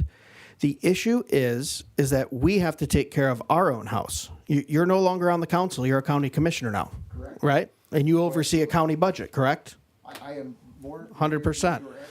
So when we have a downfall, and I'm so glad these are being recorded so everyone watching can go back to April when I said this. So when we have a downfall or a shortfall in November, we can go back to the tape and say, okay, well, we gave out 200,000 here and $1 million here and 75,000 here and 500,000 here. And I'm just saying, I don't think that's the responsible thing to do. It's a very good thing to do. It's a very needed thing to do. But the gentleman just said they could pay for it themselves, but they don't want to. Commissioner, I appreciate that, but remember where your county seat resides, in the city, right here. If this city fails, so will the county. Commissioner Moore represents the south side of the city. or the north side of the city. I represent the south side of the city. I think this is a high-quality partnership. I am very comfortable with the county's fund balance right now, so I think we're in a very good position to partner with the city. Roll call, please. Commissioner Heinzerling, Yes. Commissioner Lamore, Yes. Commissioner Wenzel, Yes. Commissioner Swartout, Yes. Commissioner Moore, No. Commissioner Levens, Yes. Commissioner Hoffman, Yes. Commissioner Asper. Motion carries. Thank you.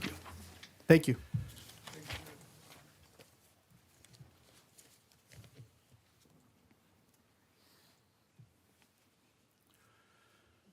Our next item is a letter dated March 14, 2025, from Sheriff Troy Goodenough requesting the addition of an additional sergeant position to the existing staffing plan. Make the motion.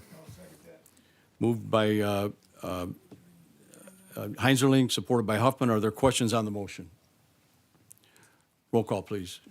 Commissioner Lamore, Yes. Commissioner Wenzel, Yes. Commissioner Swartout, Yes. Commissioner Moore, Yes. Commissioner Levens, Yes. Commissioner Hoffman, Yes. Commissioner Asper, Commissioner Heinzerling. Yes. Motion carries. Next item, letter dated April 3rd, 2025, from Mrs. Donna Cootie, Dispatch Director, requesting the addition of 2 additional full-time 911 dispatchers and 2 part-time 911 dispatchers to the current approved staffing levels. Could I get a motion, please? I'll make that motion second. Moved by Huffman, supported by Lamore. Are there questions on the motion? Roll call, please. Chairman Wenzel, Yes. Commissioner Swartout, Yes. Commissioner Moore, Yes. Commissioner Levens, Yes. Commissioner Hoffman, Yes. Commissioner Asper, Yes. Commissioner Heinzerling, Yes. Commissioner Lamore. Yes. Motion carries. Next item is a letter dated March 28 from Mr. Jeff McBee, Human Resources Director, requesting the reclassification of the courthouse security being placed on the non-union wage scale. Could I get a motion? I'll make that motion. Moved by Huffman, supported by Heinzerling. Are there questions on this motion? Yes. Commissioner Asper. So I'm trying to remember to the meeting on Thursday.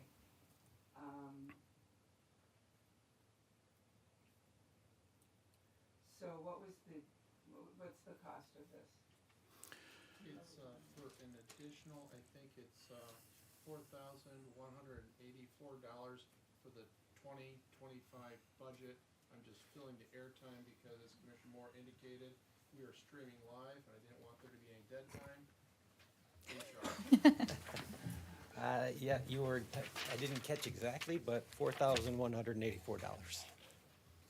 So is that per, That's the grand total for the remainder of the year to make this.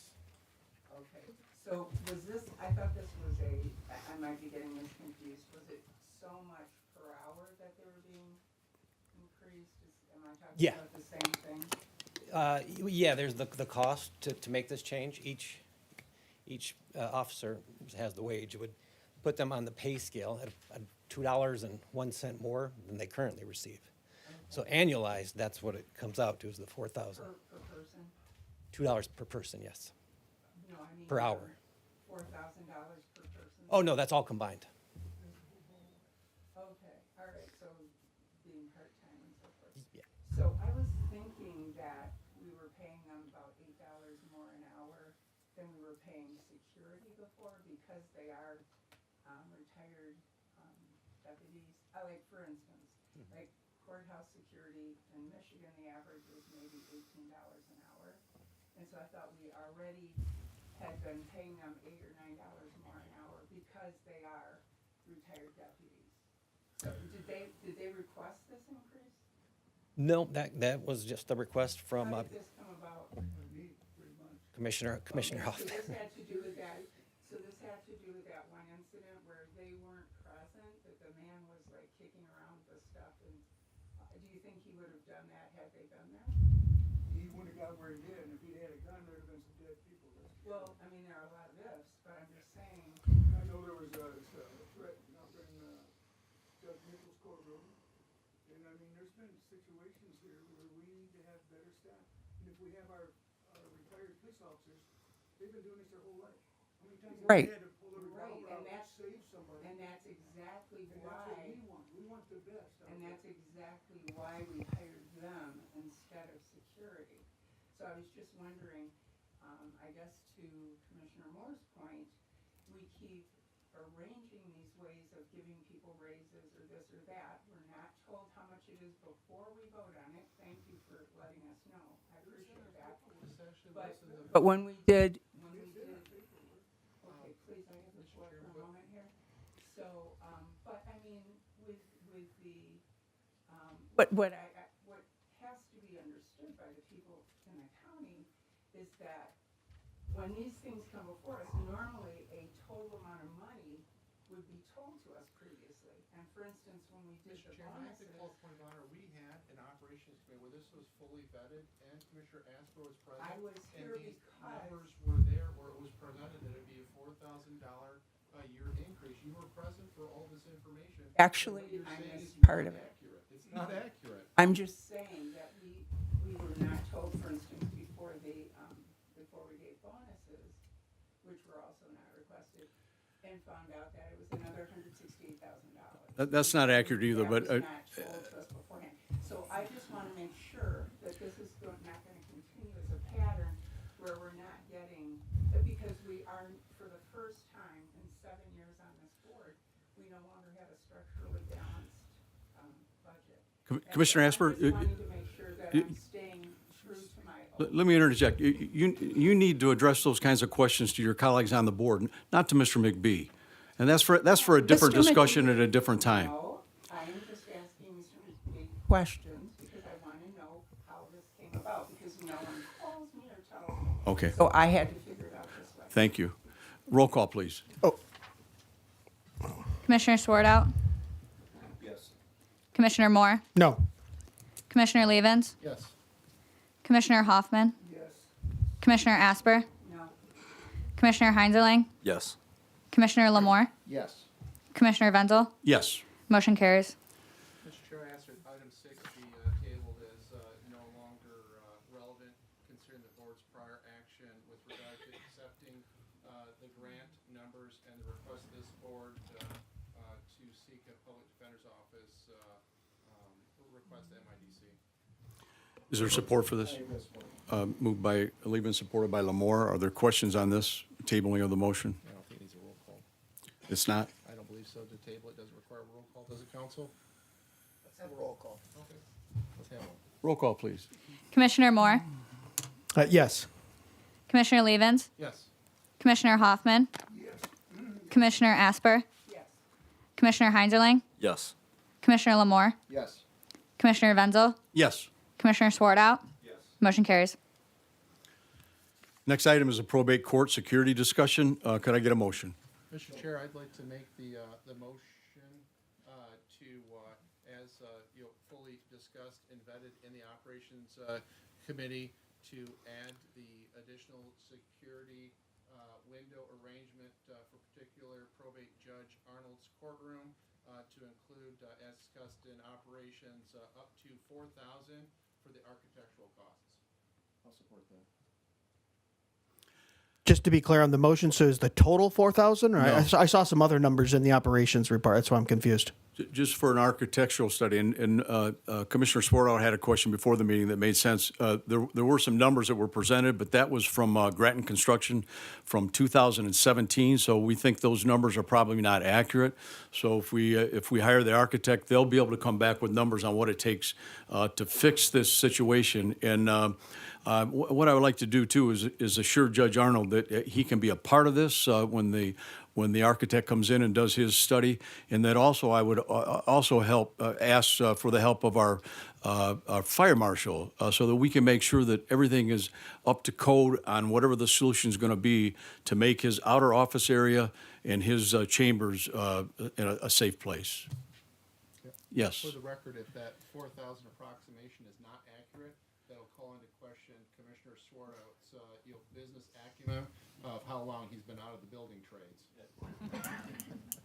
Well, it also answered a different question I had, because the other estimate was 2017, and I believe there's been some ADA compliance changes since then, too. Yeah, a good point. Don't qualify your expertise. 4,000 is the number. Okay, are there additional comments, concerns, questions on this motion? My only question on this is, once again, I think it's a recurring theme. Why wouldn't this be coming out of the judicial budget? Why are we doing this? I don't have an answer for that. Mr. Masonic, do you have an answer? We're the funding unit. We're responsible for the court facility. That's not something that we would normally include in a court budget. And so this is really related to the facility maintenance. Depending on the cost, we would even capitalize it. Okay.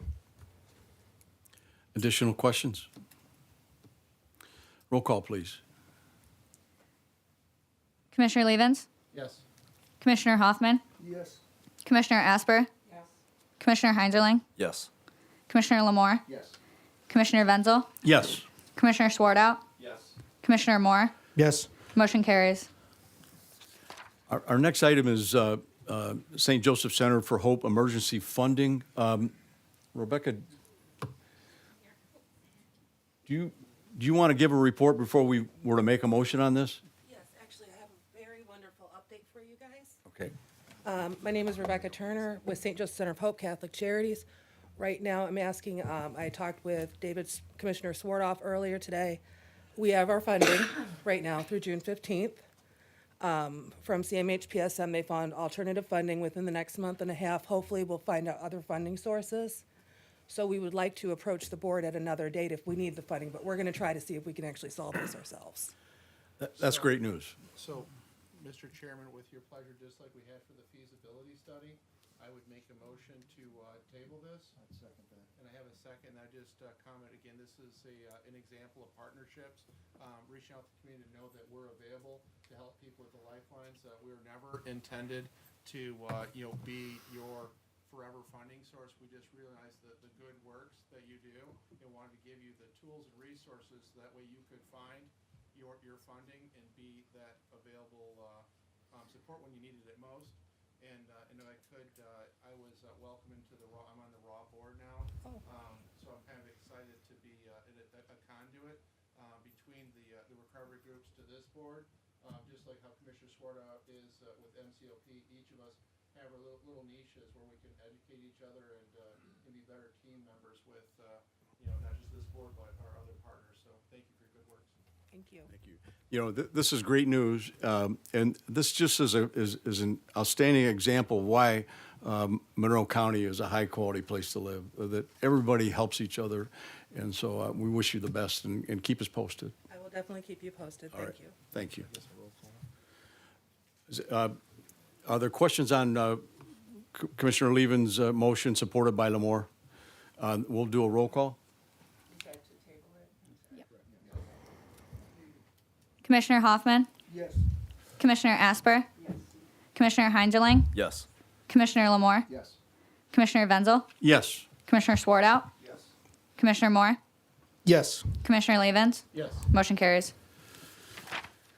Next item, court's request to allow court recorders to use the printing department to produce transcripts with the court recorders reimbursing the county for the production of costs. Could I get a motion, please? Make the motion. Moved by Heinzerling, supported by Hoffman. Are there questions on this motion? Commissioner Asper. Yes, so I was thinking that there may be a problem with this because with outside printing, you have to collect taxes, and I don't think we have the ability to do that, or we don't have a procedure to do that yet. So I would just like to know if anyone has information about that. Also, some information came that maybe reimbursements can be as much as 90 cents a sheet, and I just want to make sure that we don't end up being the cheap ones that go ahead and do printing, and then somebody else sells that work for 90 cents a sheet or something. So I just don't want the county to be in a situation where we have to set up something more elaborate to pay the tax that we collect. Additional comments? Well, that was something that we discussed in committee because there was both a rate schedule that I guess was being fussed out with the statute, and then we directed it to finance's attention for the sales tax issue, and so here's our finance person. Correct. So we are set for the sales tax issue. You're right. We would be charging sales tax because we're selling to private citizens.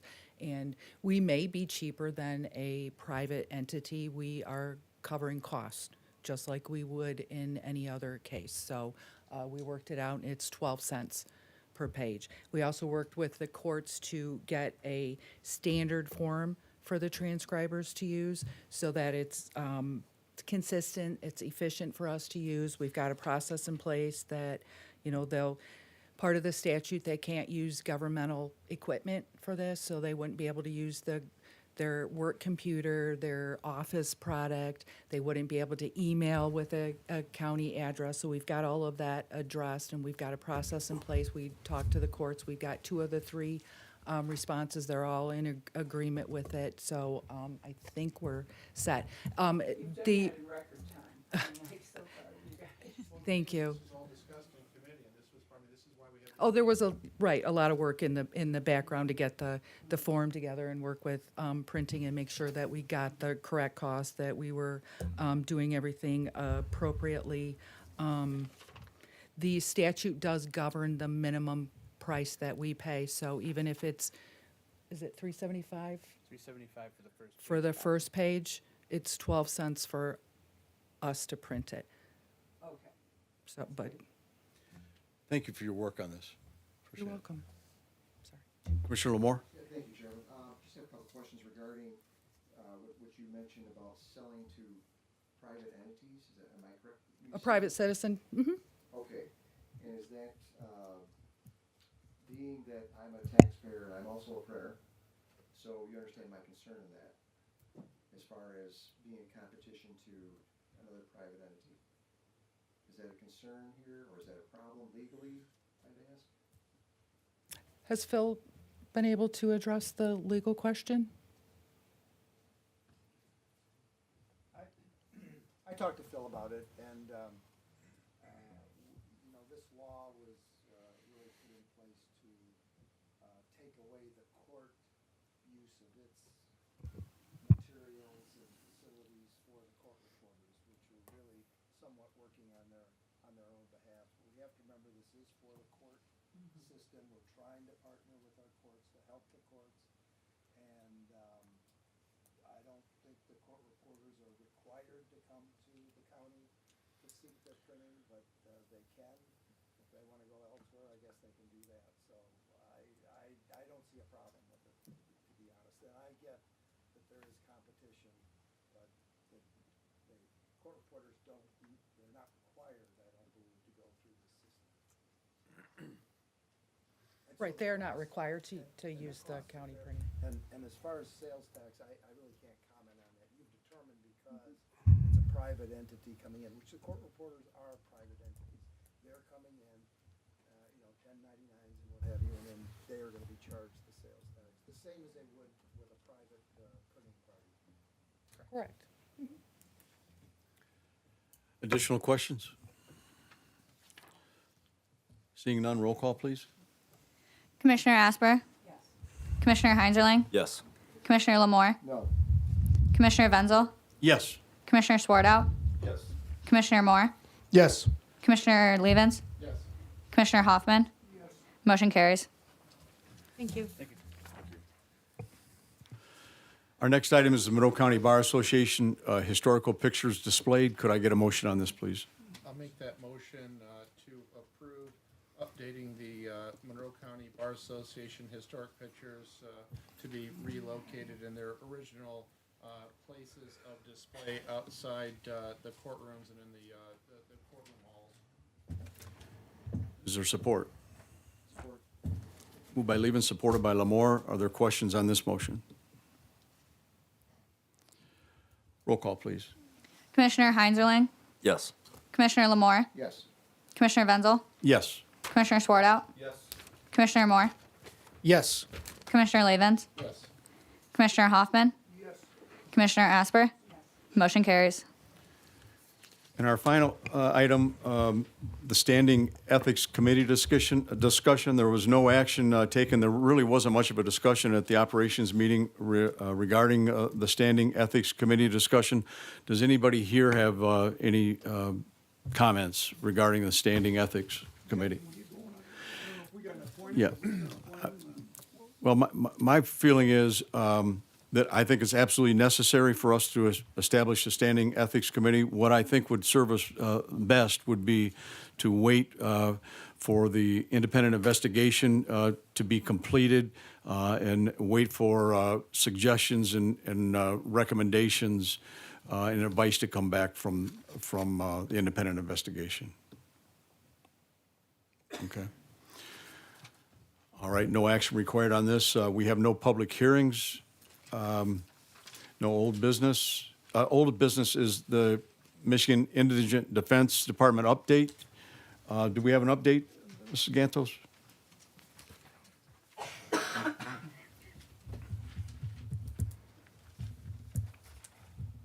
Hi, Mary Gansos, Indigent Defense. No, I don't really have an update. Okay. Thank you. You're welcome. Thank you.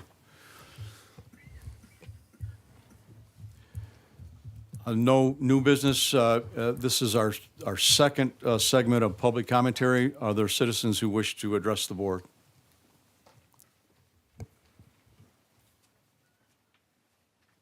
Mr. Grody. Mr. Chairman, Mike Grody, 10458 Michigan Avenue, Erie, Michigan. I'm the Erie Township Supervisor, and on behalf of the Erie Township Board and the residents of Erie Township, I want to thank the county board for committing to the letter of intent for the ARPA funds.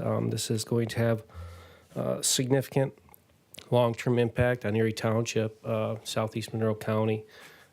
It's going to really shoot some life into our town and our community.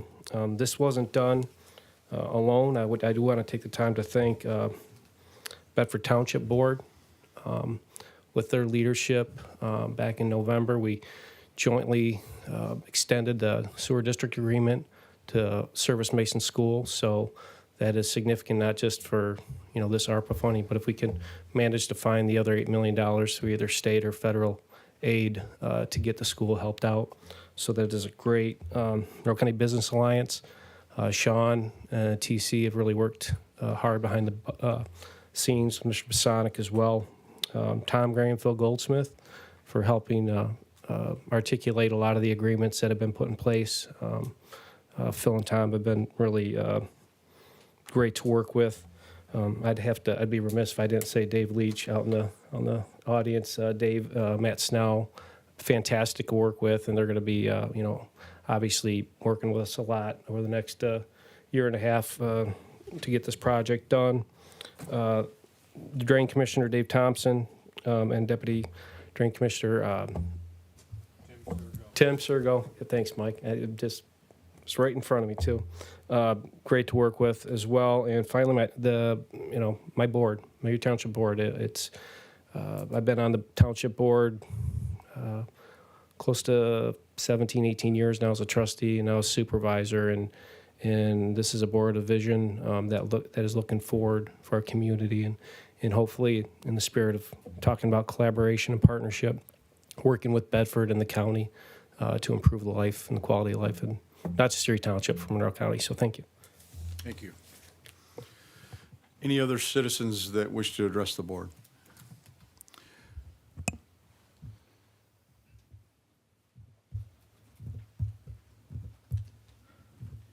Thank you, Commissioners. David Leach, Managing Director, Monroe County Road Commission.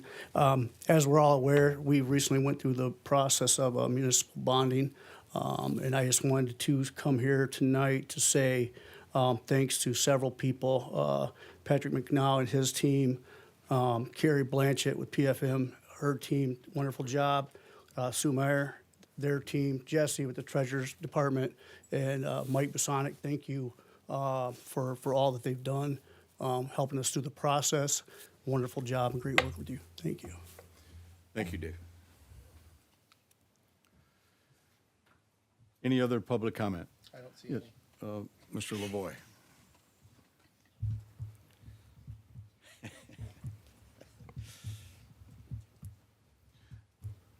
Are you going to bring some levity?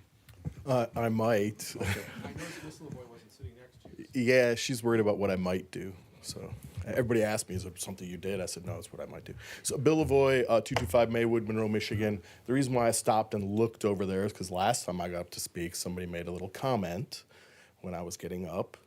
And I just want to bring that to the board's attention, that that's happened to me several times at board meetings where I get up to say something and somebody makes a comment.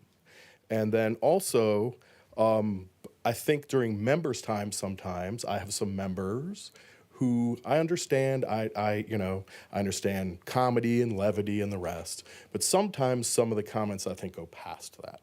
So just want to bring that up. Maybe that should be part of the ethics.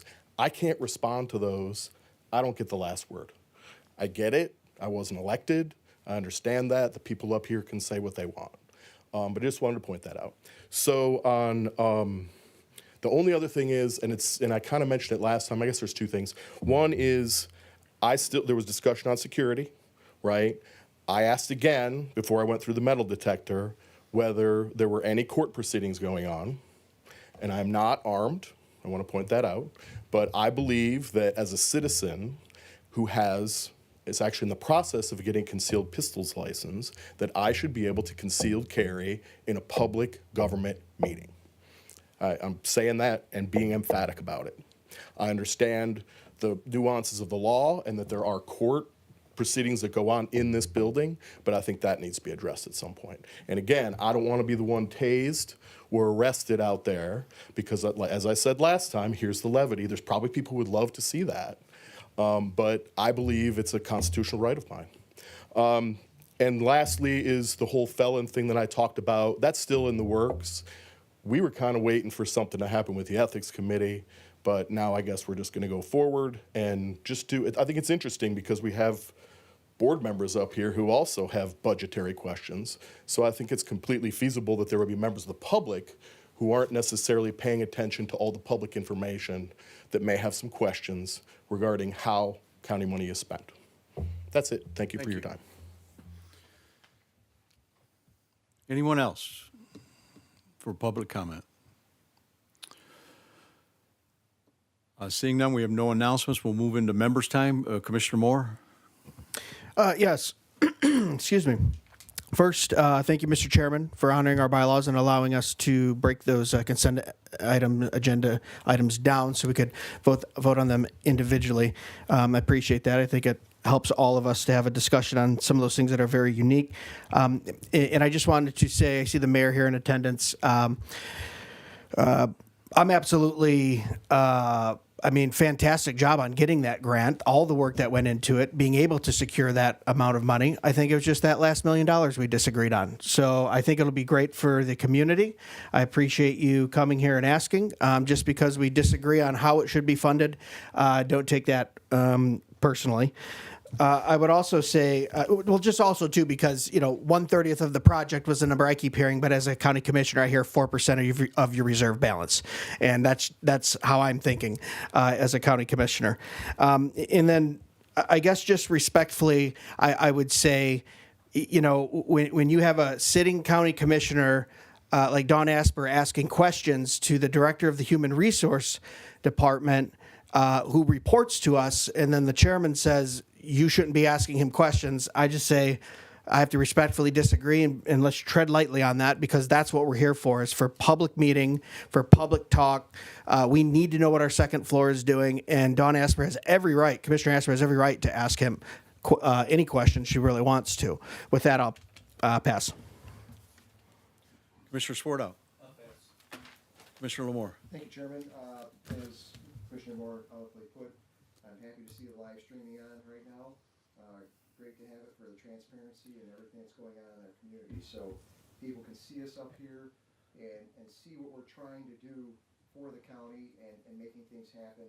And there's nothing hiding here. It's all out front. So if you have any problems, view us on YouTube.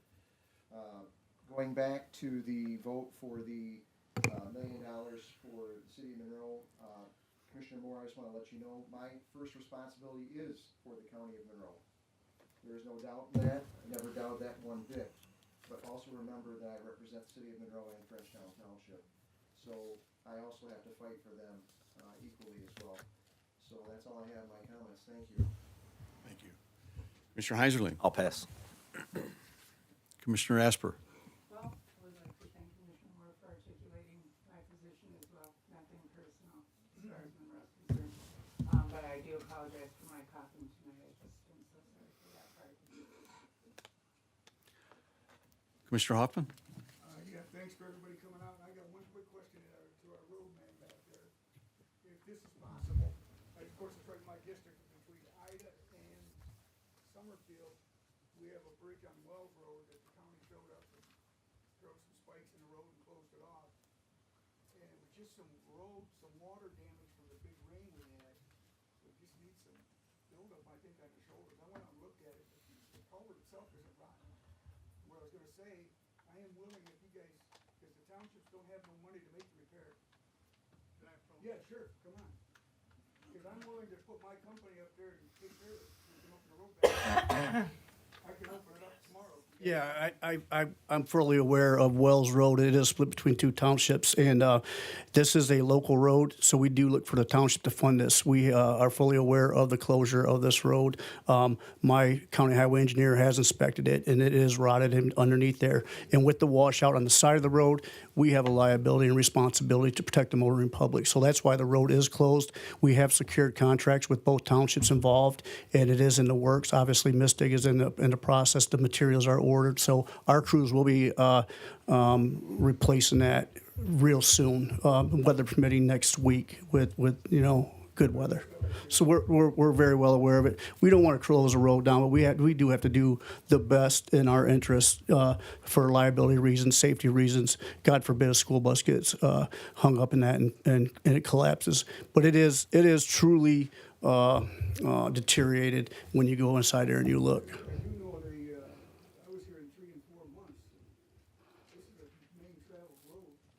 We understand that, and it's, yeah. If you want to come on out and help us out, we do have it scheduled. It's not a labor issue at this point in time. We'll be happy to have your equipment out though. Come on out and help us out. But this has been known to be deteriorating over several years, and when we do have these, we do advise the townships involved that we look for the funding from them. So we try to be proactive with it, so it's not a closure that's closed down for a longer period of time. When it gets to this point, we have no choice but to close the road and then work with the townships involved. So. Townships are on board. The contracts are signed. The townships contracts are signed now. Yeah, they were just recently signed. Yes. Act 51 is a little different. Another conversation, but I'd be happy to have that with you anytime. Yes, thank you. No problem. Thank you, Commissioner Hoffman. Commissioner Levens, Vice Chair Levens. So Mr. Lee from the road commission's here. Our sheriff spoke. This is our first live streamed meeting, and so I'd be remiss if I didn't give accolade and acknowledgement of all of the many department heads. We have Andy from the museum, Mary from MIDC. I'm going to miss some people, so I apologize. Jeff, HR, Sue for Finance, she spoke, but all of our elected officials, our prosecutor had nothing on the agenda today, and Mr. Yorkie has suffered through all of our long deliberations, as well as our treasurer, Jesse. So it really takes the whole team, and just one of the messages when we conclude, we've had some spirited debate, but we all came together and advanced the county's business, and we're a big partnership. Our different community members, our department heads, our county elected folks. So with that, I just say good night, everybody. Thank you. Mr. Pasonic? I have nothing to add. I normally would have sent your report yesterday, but I was out of town for a few days and right through that when I got back, things were piled up. So you'll get another one soon, unfortunately. Okay. I will pass. The meeting is now adjourned.